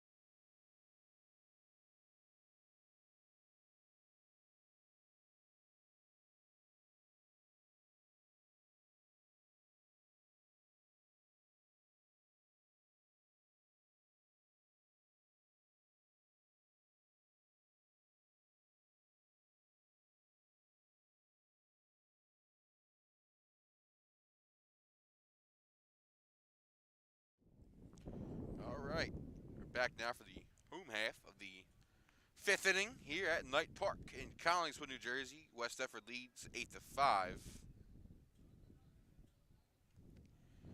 As Caden Allen still on the mound. John Antrilli will lead off the inning for Collingswood. They trail, 3-run ball game here.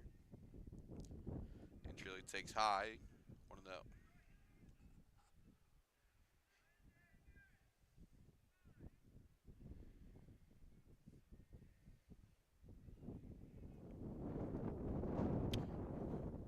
Strike on the outside corner.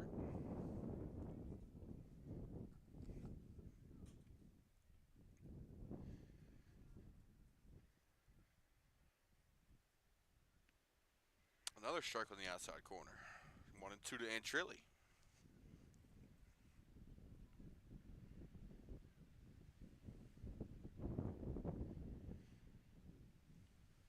Swing and a miss, he got him. Antrilli down on strikes. Out number 1 for Caden Allen. Allen, of course, helping his own cause in the top half of the inning with a 2-run home run. Confidence has got to be at an all-time high for him. Now that he's entering the bottom of the 5th, still got 8 outs to go, but I would imagine West Deptford's got the confidence in their right-hander right now. Strike 1 to Andrew Shell.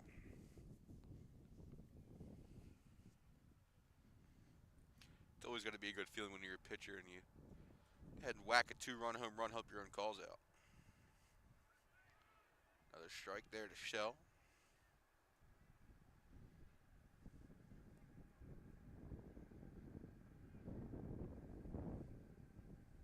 Shell lines that one foul down the first baseline.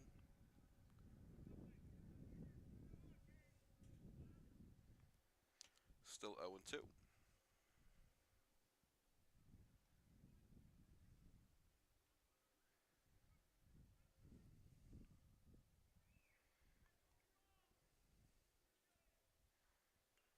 Another foul ball there by Shell.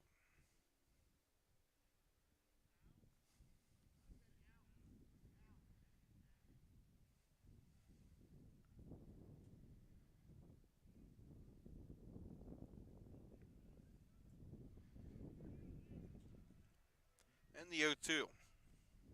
Low, 1-2.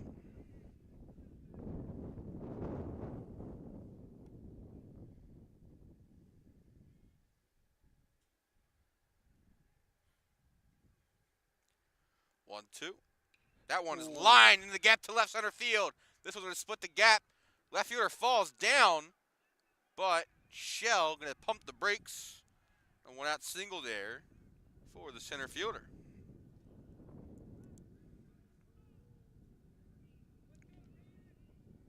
So break there for the Panthers.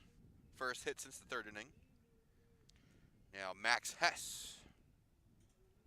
Going to dig in here from the left side of the batter's box.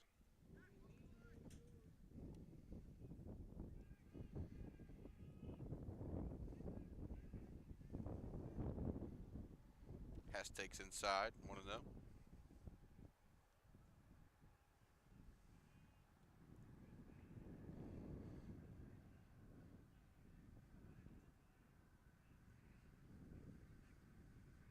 Hess lines this one. Center fielder can't make the play. It's going to roll all the way to the wall. Shell going to round third. Hess stops at second. Shell going home. The throw, no throw to the plate. And Collingswood gets a run back. So just like that, Max Hess with another RBI as Caleb Delaney couldn't come up with the diving play. RBI double there for Max Hess. Panthers clawing back. Well, both pitchers helping their own cause. You know, you got Allen with a 2-run shot, and then, of course, that RBI double by Hess. You know, Collingswood just now 2 runs away from tying this game back up. Again, not the emotion, but the energy seems a little bit high here as both teams are putting the bat to the ball in great numbers today. Now Ben Auerbach 0 for 2. Looking for his first way on base today. Swings and miss. Got a chance at the runner in scoring position here. It's our mystery courtesy runner back on there for past the pitcher.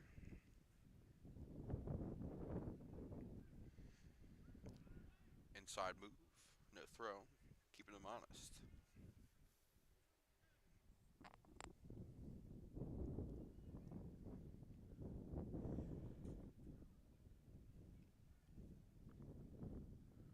Pretty good lead there at second base. Another inside move.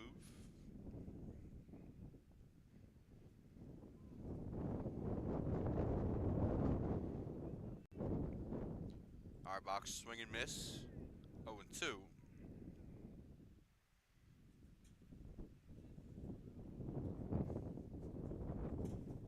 Fear Allen, he definitely trying to work around that. That double obviously got the leadoff strikeout, but right now, trying to stop the bleeding. It's minimal, but still. Collingswood can score in bunches just as West Deptford can, as Auerbach takes high. 1-2.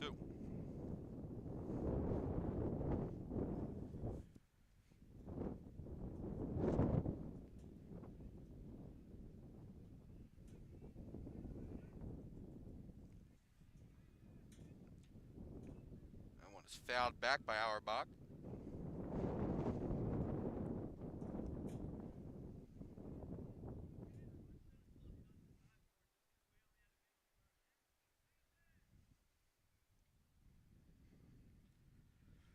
Ben Auerbach staying alive there at the 2-strike foul ball. 1-2. Allen. Swing and a miss. He got him. Another strikeout there for Caden Allen. This gives him 2 outs now with the runner on second. Now Nolan Gorski. Been on base twice today. 2 outs and a runner on second now for the right fielder.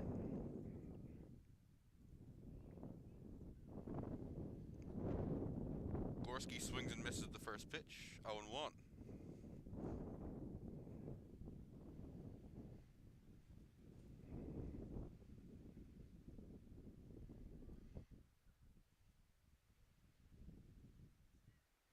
Allen comes set.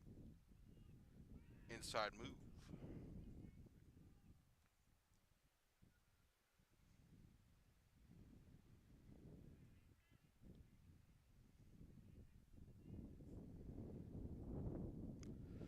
That one's low. 1-1.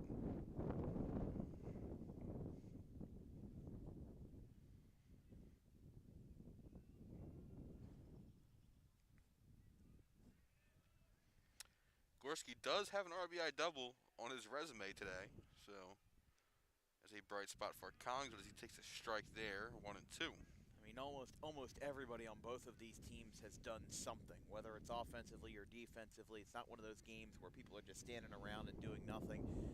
Everybody's being active, everybody's being proactive and being involved in this one. 1-2. Swung on a miss. He got him. Caden Allen limits the damage with a trio of strikeouts in the frame. Collingswood does get a run back, but not too much, as we'll head to the top of the 6th inning here on Dan Wilkins Broadcasting.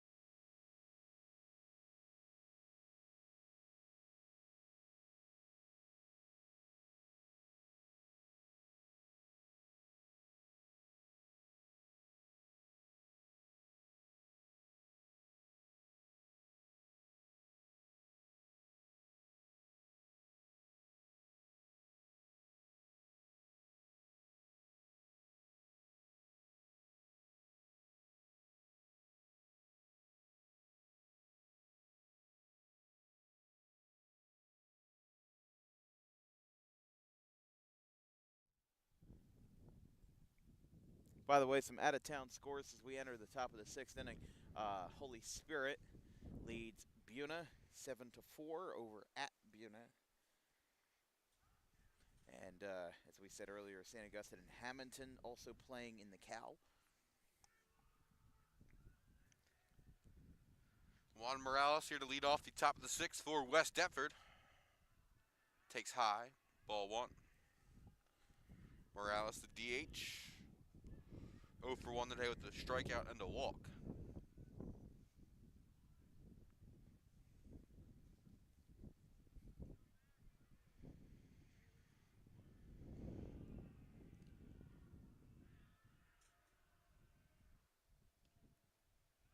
By the way, Misses low. finally found a score on that St. Augustine game, 6-4 Hermits after 5.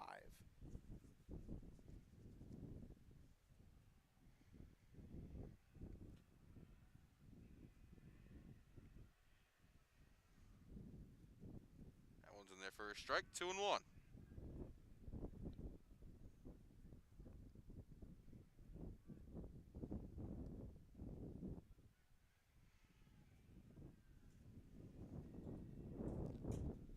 High, 3-1.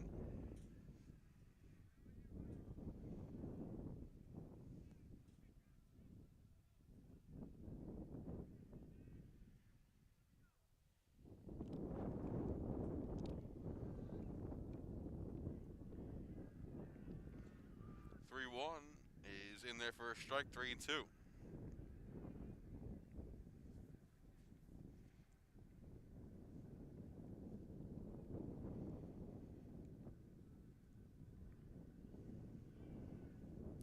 Morales fouls that one off.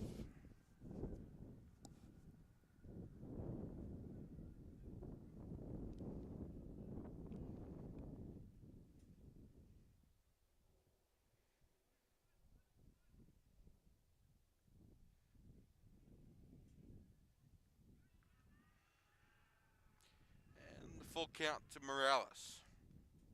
Outside, ball 4. So another walk for Juan Morales. Second one today to lead off the 6th inning. A very good at-bat there. I really like that at-bat, especially out of the bottom of the order. Gives Hess a little bit of pressure, gives West Deptford something to work with, some insurance runs. It's not easy in this kind of situation to be that guy as the 9-hitter, but he just did it, working the full count, and now turns the card over. Delaney pulls back, originally squared around, takes high, ball 1.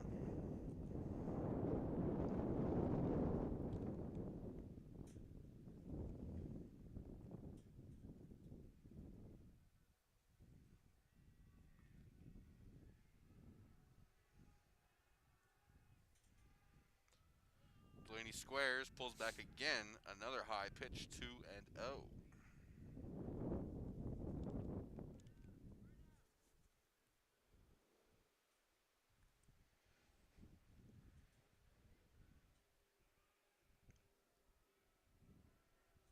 Delaney squares, pops that one up, and drops. I think it dropped foul. Yeah, it looked like that one just got down that time. One of the rare times a pop-up didn't hit the turtle shell, was just barely hit in front of it, and was able to keep the at-bat alive. I think Katz found it too late. And Probably. Tried to make a play on it and just couldn't grab it. So 2-1. Squares around again, pulls back, 3-1. So Caleb Delaney will be bunting, I'm assuming. Yeah, I think he's making that clear.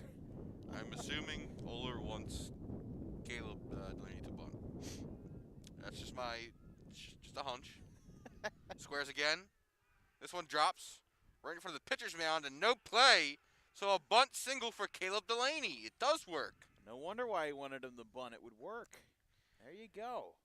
So I think the Putting head the bat to coach the ball. John Oler knows a thing or two, so he had Delaney bunt. So it works out in the end.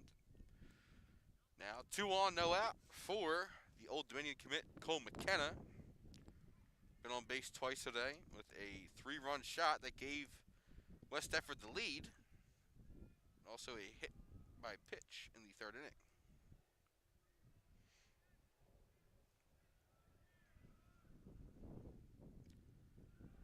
McKenna takes low 1-0.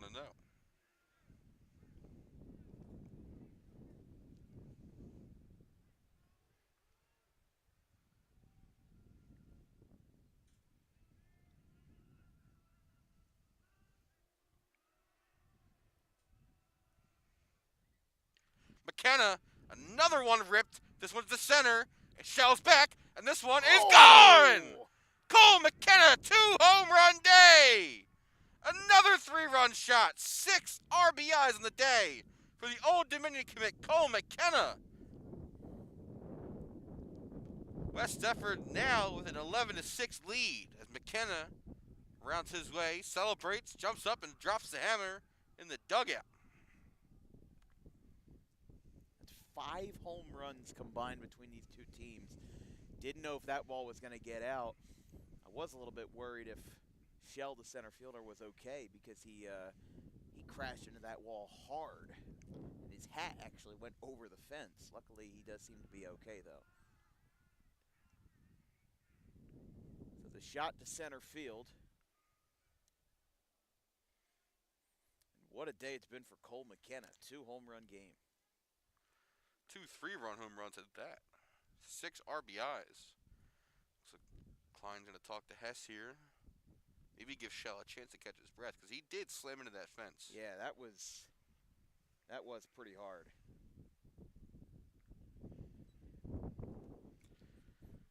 Shell taking a quick squat, making sure he gets his air.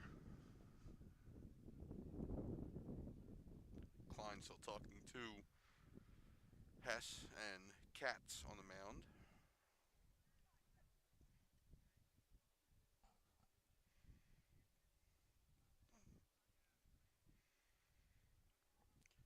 It's now an 11-6 ball game for West Deptford.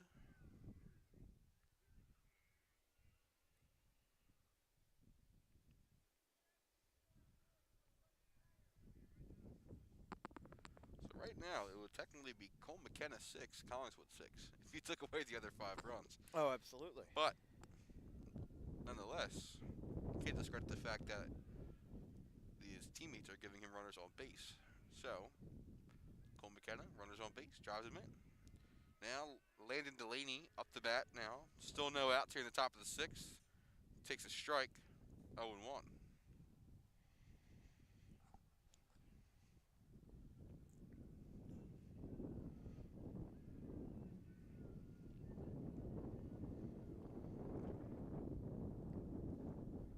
Catches the outside corner, 0-2. As you said before, Dan, this is a hitter's paradise, and well, 5 home runs. I think you're right about that.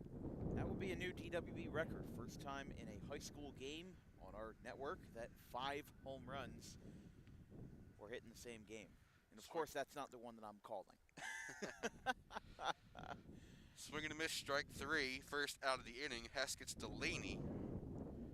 Well, I mean, I was supposed to call a game today, so I mean, I guess. Right. Oh yeah, it was divine intervention. They wanted you to get more home run calls. I hope so. I hope that's what the baseball gods are thinking. Now in steps Jason Hartman, the cleanup hitter for West Deptford. Outside, 1-0.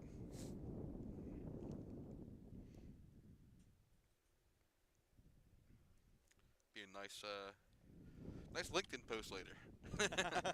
Called 5 home runs. 5 in a home game. runs, yeah. Throwing a couple strikeout calls in there as well. That one's high, 2-0.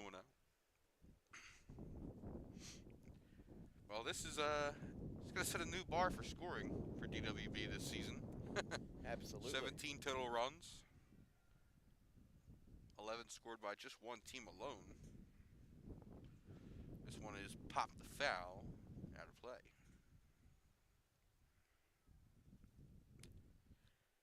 Do you think if Cole McKenna gets another at-bat, he's going to try and hit one to right field? to complete the circle. Yeah, the outfield. Hit one to left, hit one to center, and just needs one to right. That would be funny. Now that would be a DWB stat forever. Yes, yes. Somebody said one time that I do ESPN stats that don't really make sense, but just to kind of make a story. I mean, they're usually prevalent to the actual game, so Yeah. kind of do make sense if you think about it.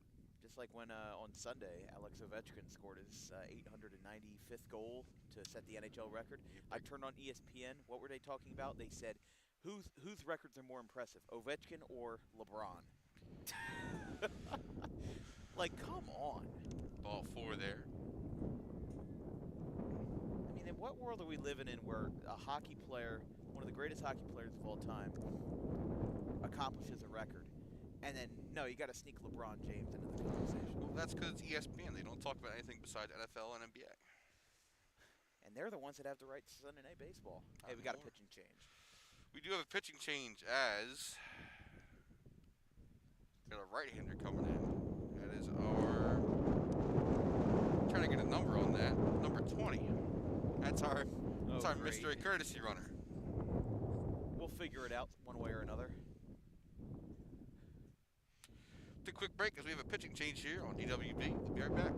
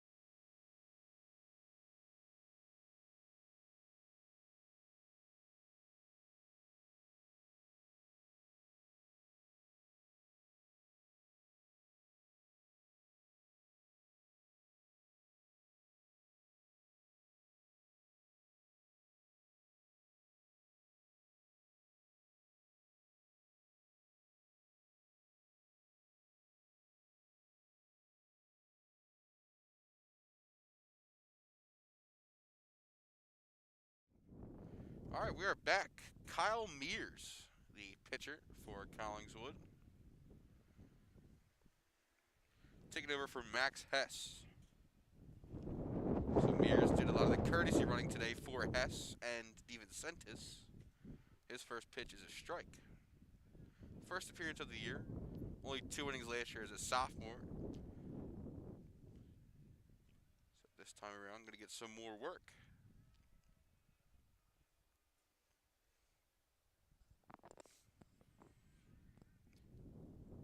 Big looping curveball, going to be flown out to right. Nope, Mendoza at second. Going to haul it in.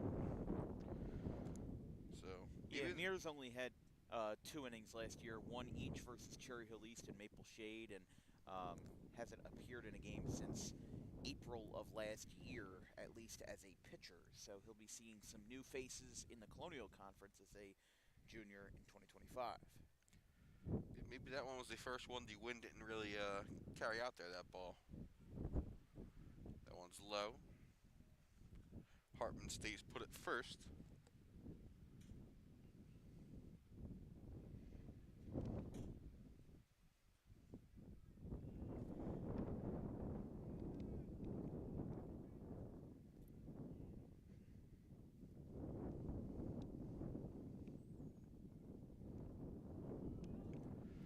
Hartman going to get down to second. Throw goes into the outfield, but Shell scoops it up. He'll stay put at second.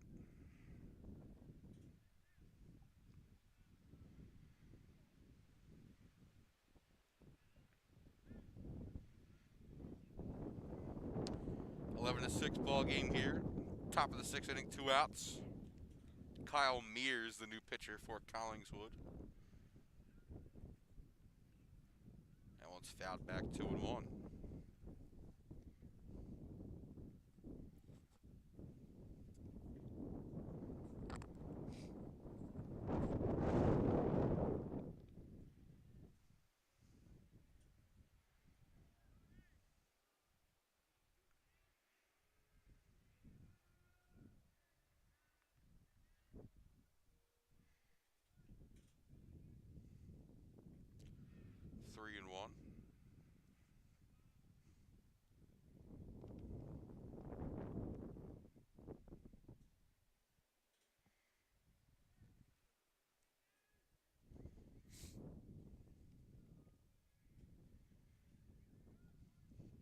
Three and one.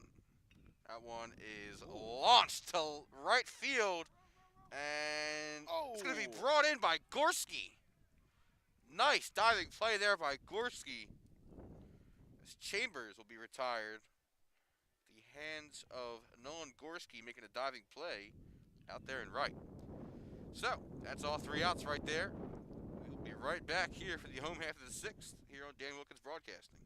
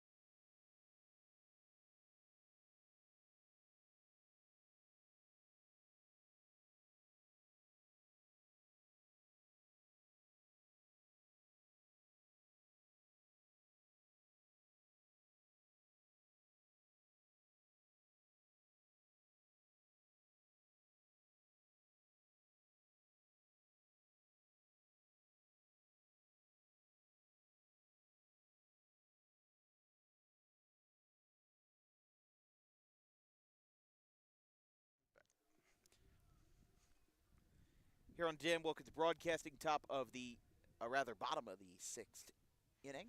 Yes, I wanted to make sure I was right on that. It's well, we've been running for about 2.5 hours already in this one, but we want to get you a preview of the week ahead on DWB as Allen steps in to pitch another inning.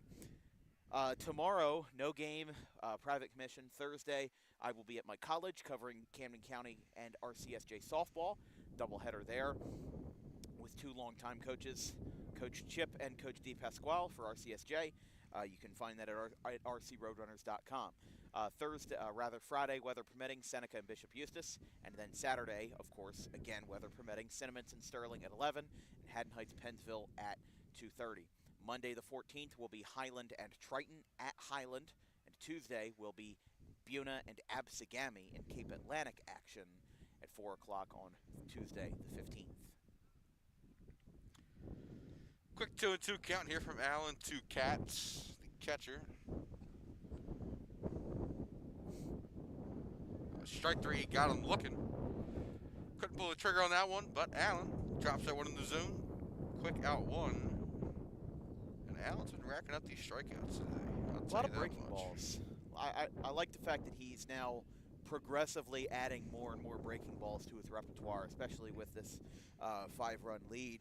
You know, it's not easy to keep hitters on their toes in this stage of the game, so I like what they're doing here, and I like how they're going about it.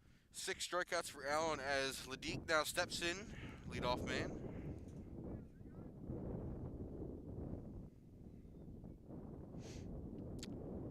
Worked a little bit too quick there, gotta come set. Make sure the umpire's ready as well. Outside 2-0.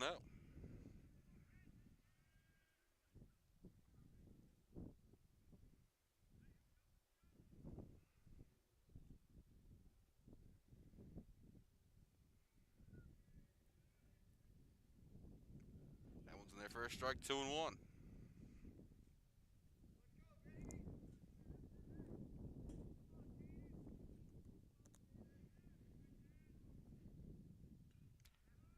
Ladique fouls that one off, 2-2.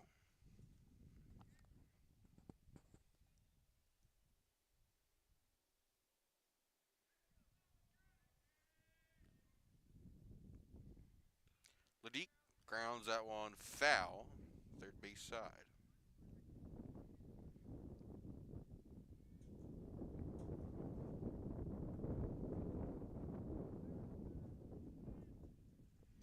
Two-two, high, 3-2.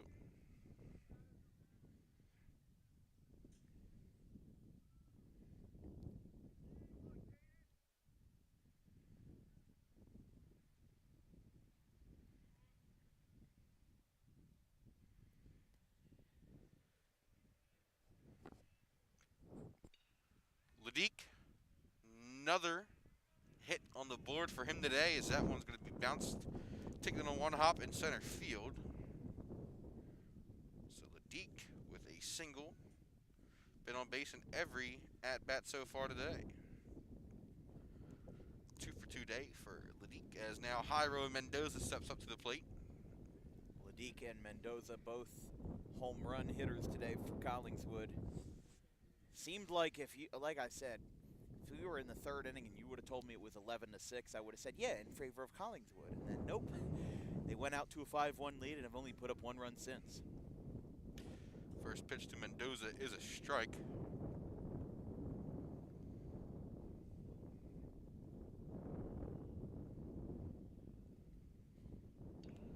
This one's grounded. Shortstop, McKenna, second. Hartman to first. 6-4-3, double play.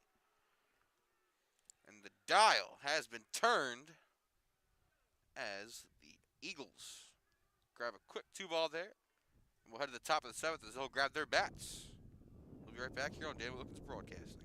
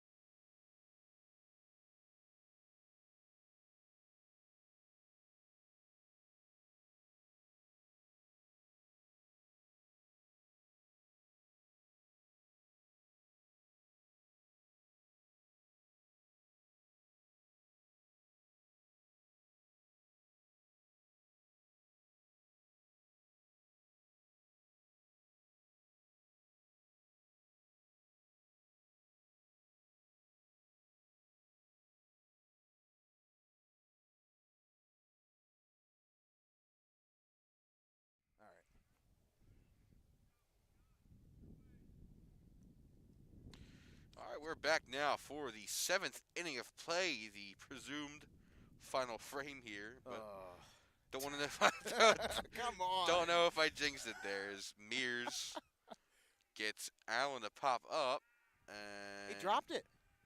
dropped foul. I don't know maybe? if it bounced Or off fair. of somebody. He's taking off a shin guard. I'm He's going to assume safe. that's a single. Okay, Yeah. so maybe the shortest single on DWB in history, possibly, or at least for this year. I was gonna say in DWB history, yes. I thought you were gonna say in baseball history. No.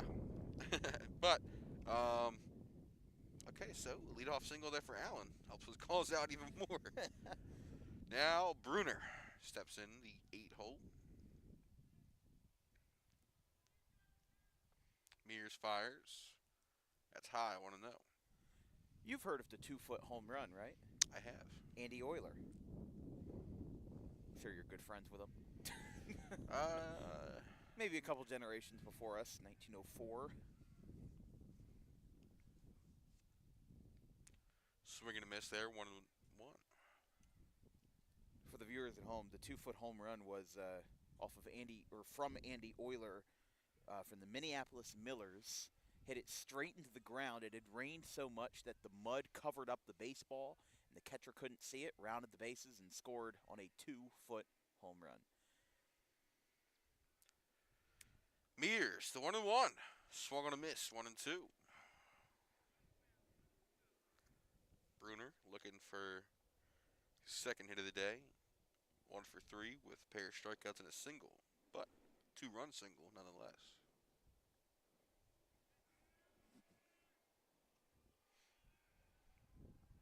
Actually got the scoring started in that big inning for West Deptford, as this one's going to be flied out to the left.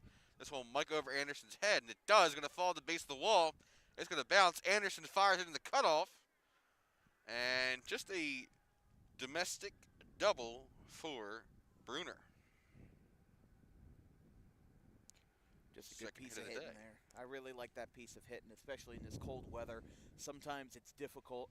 I know from my years, my limited years of playing baseball, how badly hitting with a metal bat hurts in this kind of weather. Gloves or not, if you don't barrel it up, it's going to be stinging and stinging and stinging. So he got that ball, hit well, barreled it up, and got it off the base of the wall.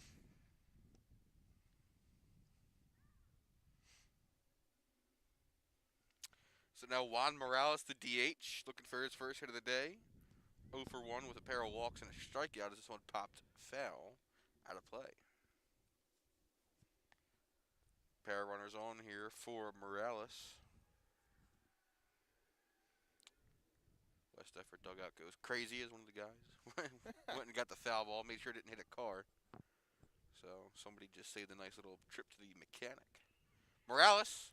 This one is going to get the gap. This one's going to split the gap in left center. Anderson tries to cut it off, rolls the wall, fires it in. Ledeek cuts it off, and Juan Morales, a 2-run double for the DH. 13-6, West Deptford leads. First hit of the day for Juan Morales.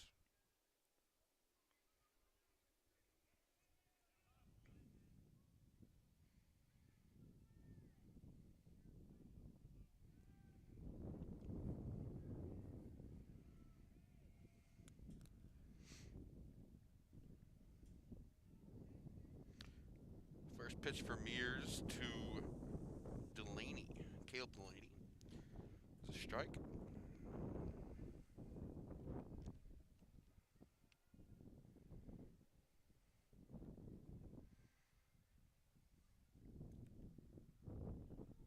Oh, and 2.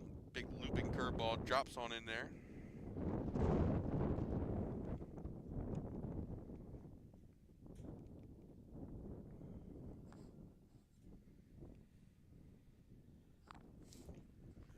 And the 0-2, high, 1-2.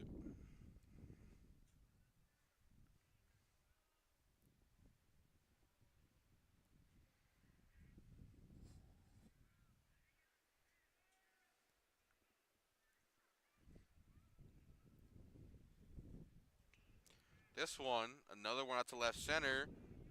Anderson grabs it. That is out number 1 of the inning.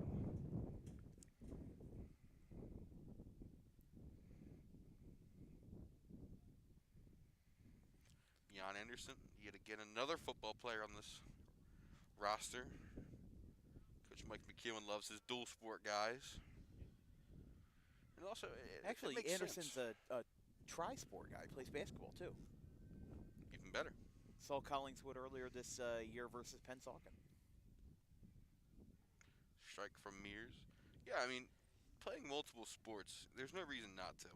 Right. Being so focused and centralized on one sport, it kills just the joy of being able to experience playing other sports. You know, just being able to be out there with your friends and having fun.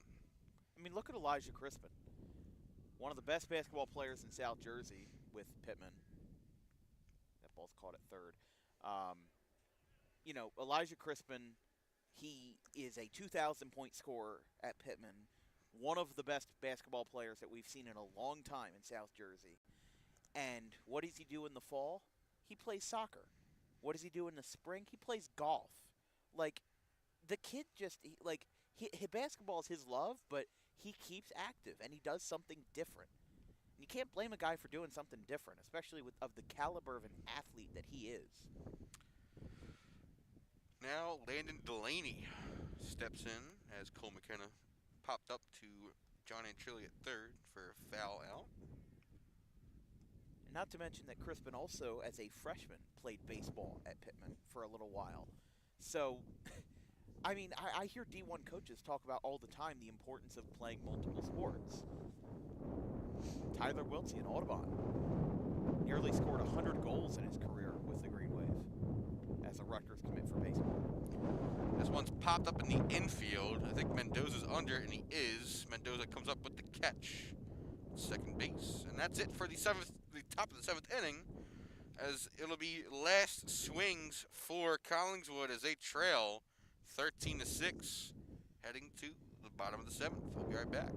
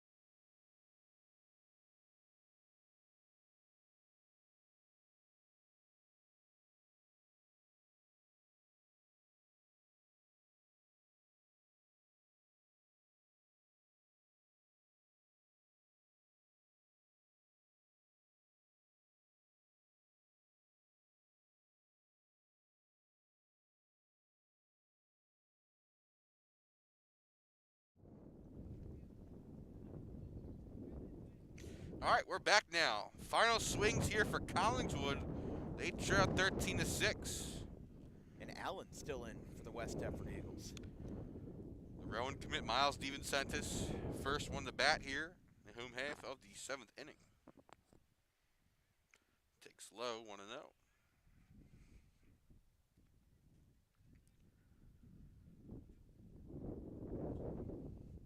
DeVincentis 0 for 3 today. This one, opposite field, left field, camped under it, and caught for the first out of the inning. 0 for 4, DeVincentis.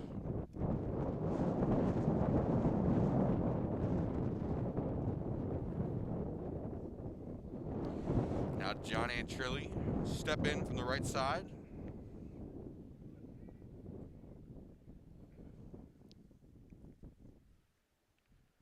First pitch to Antrilli is a ground ball to third. Chopper. And got him. So, 2 quick outs for Caden Allen. As now Andrew Shell, the last hope for Collingswood to get some sort of possible rally going.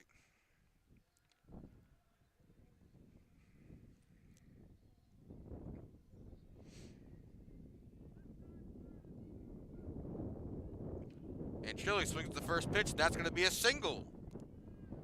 2-out single for Andrew Shell. That's his second hit of the day. And good stuff by Collingswood to stay alive here. They're down by 7 runs, but not quitting. You know, not putting their heads down. They're staying 100% involved in this game. Now Kyle Mears first at bat today. In for Max Hess. Mears takes ball. And Collingswood, despite giving up 13 runs and 3 homers, 2 of them to Cole McKenna, only 3 pitchers that they've used: DeVincentis, Hess, and Mears. 2-0 to Mears. And 2 pitchers for West Deptford. Their starter Delaney, and then Allen has been ever since. So you'd think in a 13-6 game you'd burn through a lot of your bullpen, but really they haven't. Mears takes a strike. Yeah, Delaney pitched first 2 1/3, and after that it was all Allen. So he will be So 2 ineligible 2/3. for the save, but still will be a great relief performance. He'll get the win, actually. Yeah, he'll get the win, but you, regardless of how many innings are played, you cannot get a save in a non-save situation, like in a blowout or something, unless the starter goes 5. So theoretically, a starter could go 5, and then a reliever could get the last 6 outs for a save. Free pass for Mears. Takes ball 4. And now, Ben Auerbach up with 2 outs. Looking to try and reach base for the first time today. 0 for 3. A pair of strikeouts. And also for Collingswood, win or lose, it's important that they get themselves on a fresh memory. They've got 2 games in back-to-back days. This is the first game of a 3-game homestand in 3 days. They play, or are scheduled to play, Timber Creek tomorrow and Sterling on Thursday, and then Haddonfield on the road on April 15th, next Tuesday.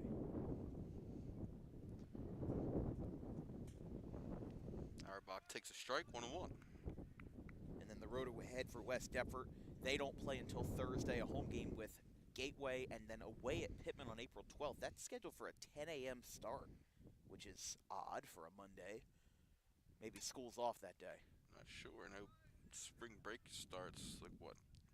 That Easter's would be the 20th? So that'd be, unless they're doing the week before Easter, because Easter this year is it is very late. the 20th. So the 12th, I'm sorry, April 12th is a Saturday. I'm sorry. It is a Saturday. 1-2 to Ben Auerbach.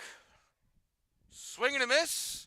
He got him. And West Deptford comes all the way back from down 5 early. Grabs a 13-6 victory. Cole McKenna, I mean, what else can you say about him? He pretty much did it all today for the Eagles.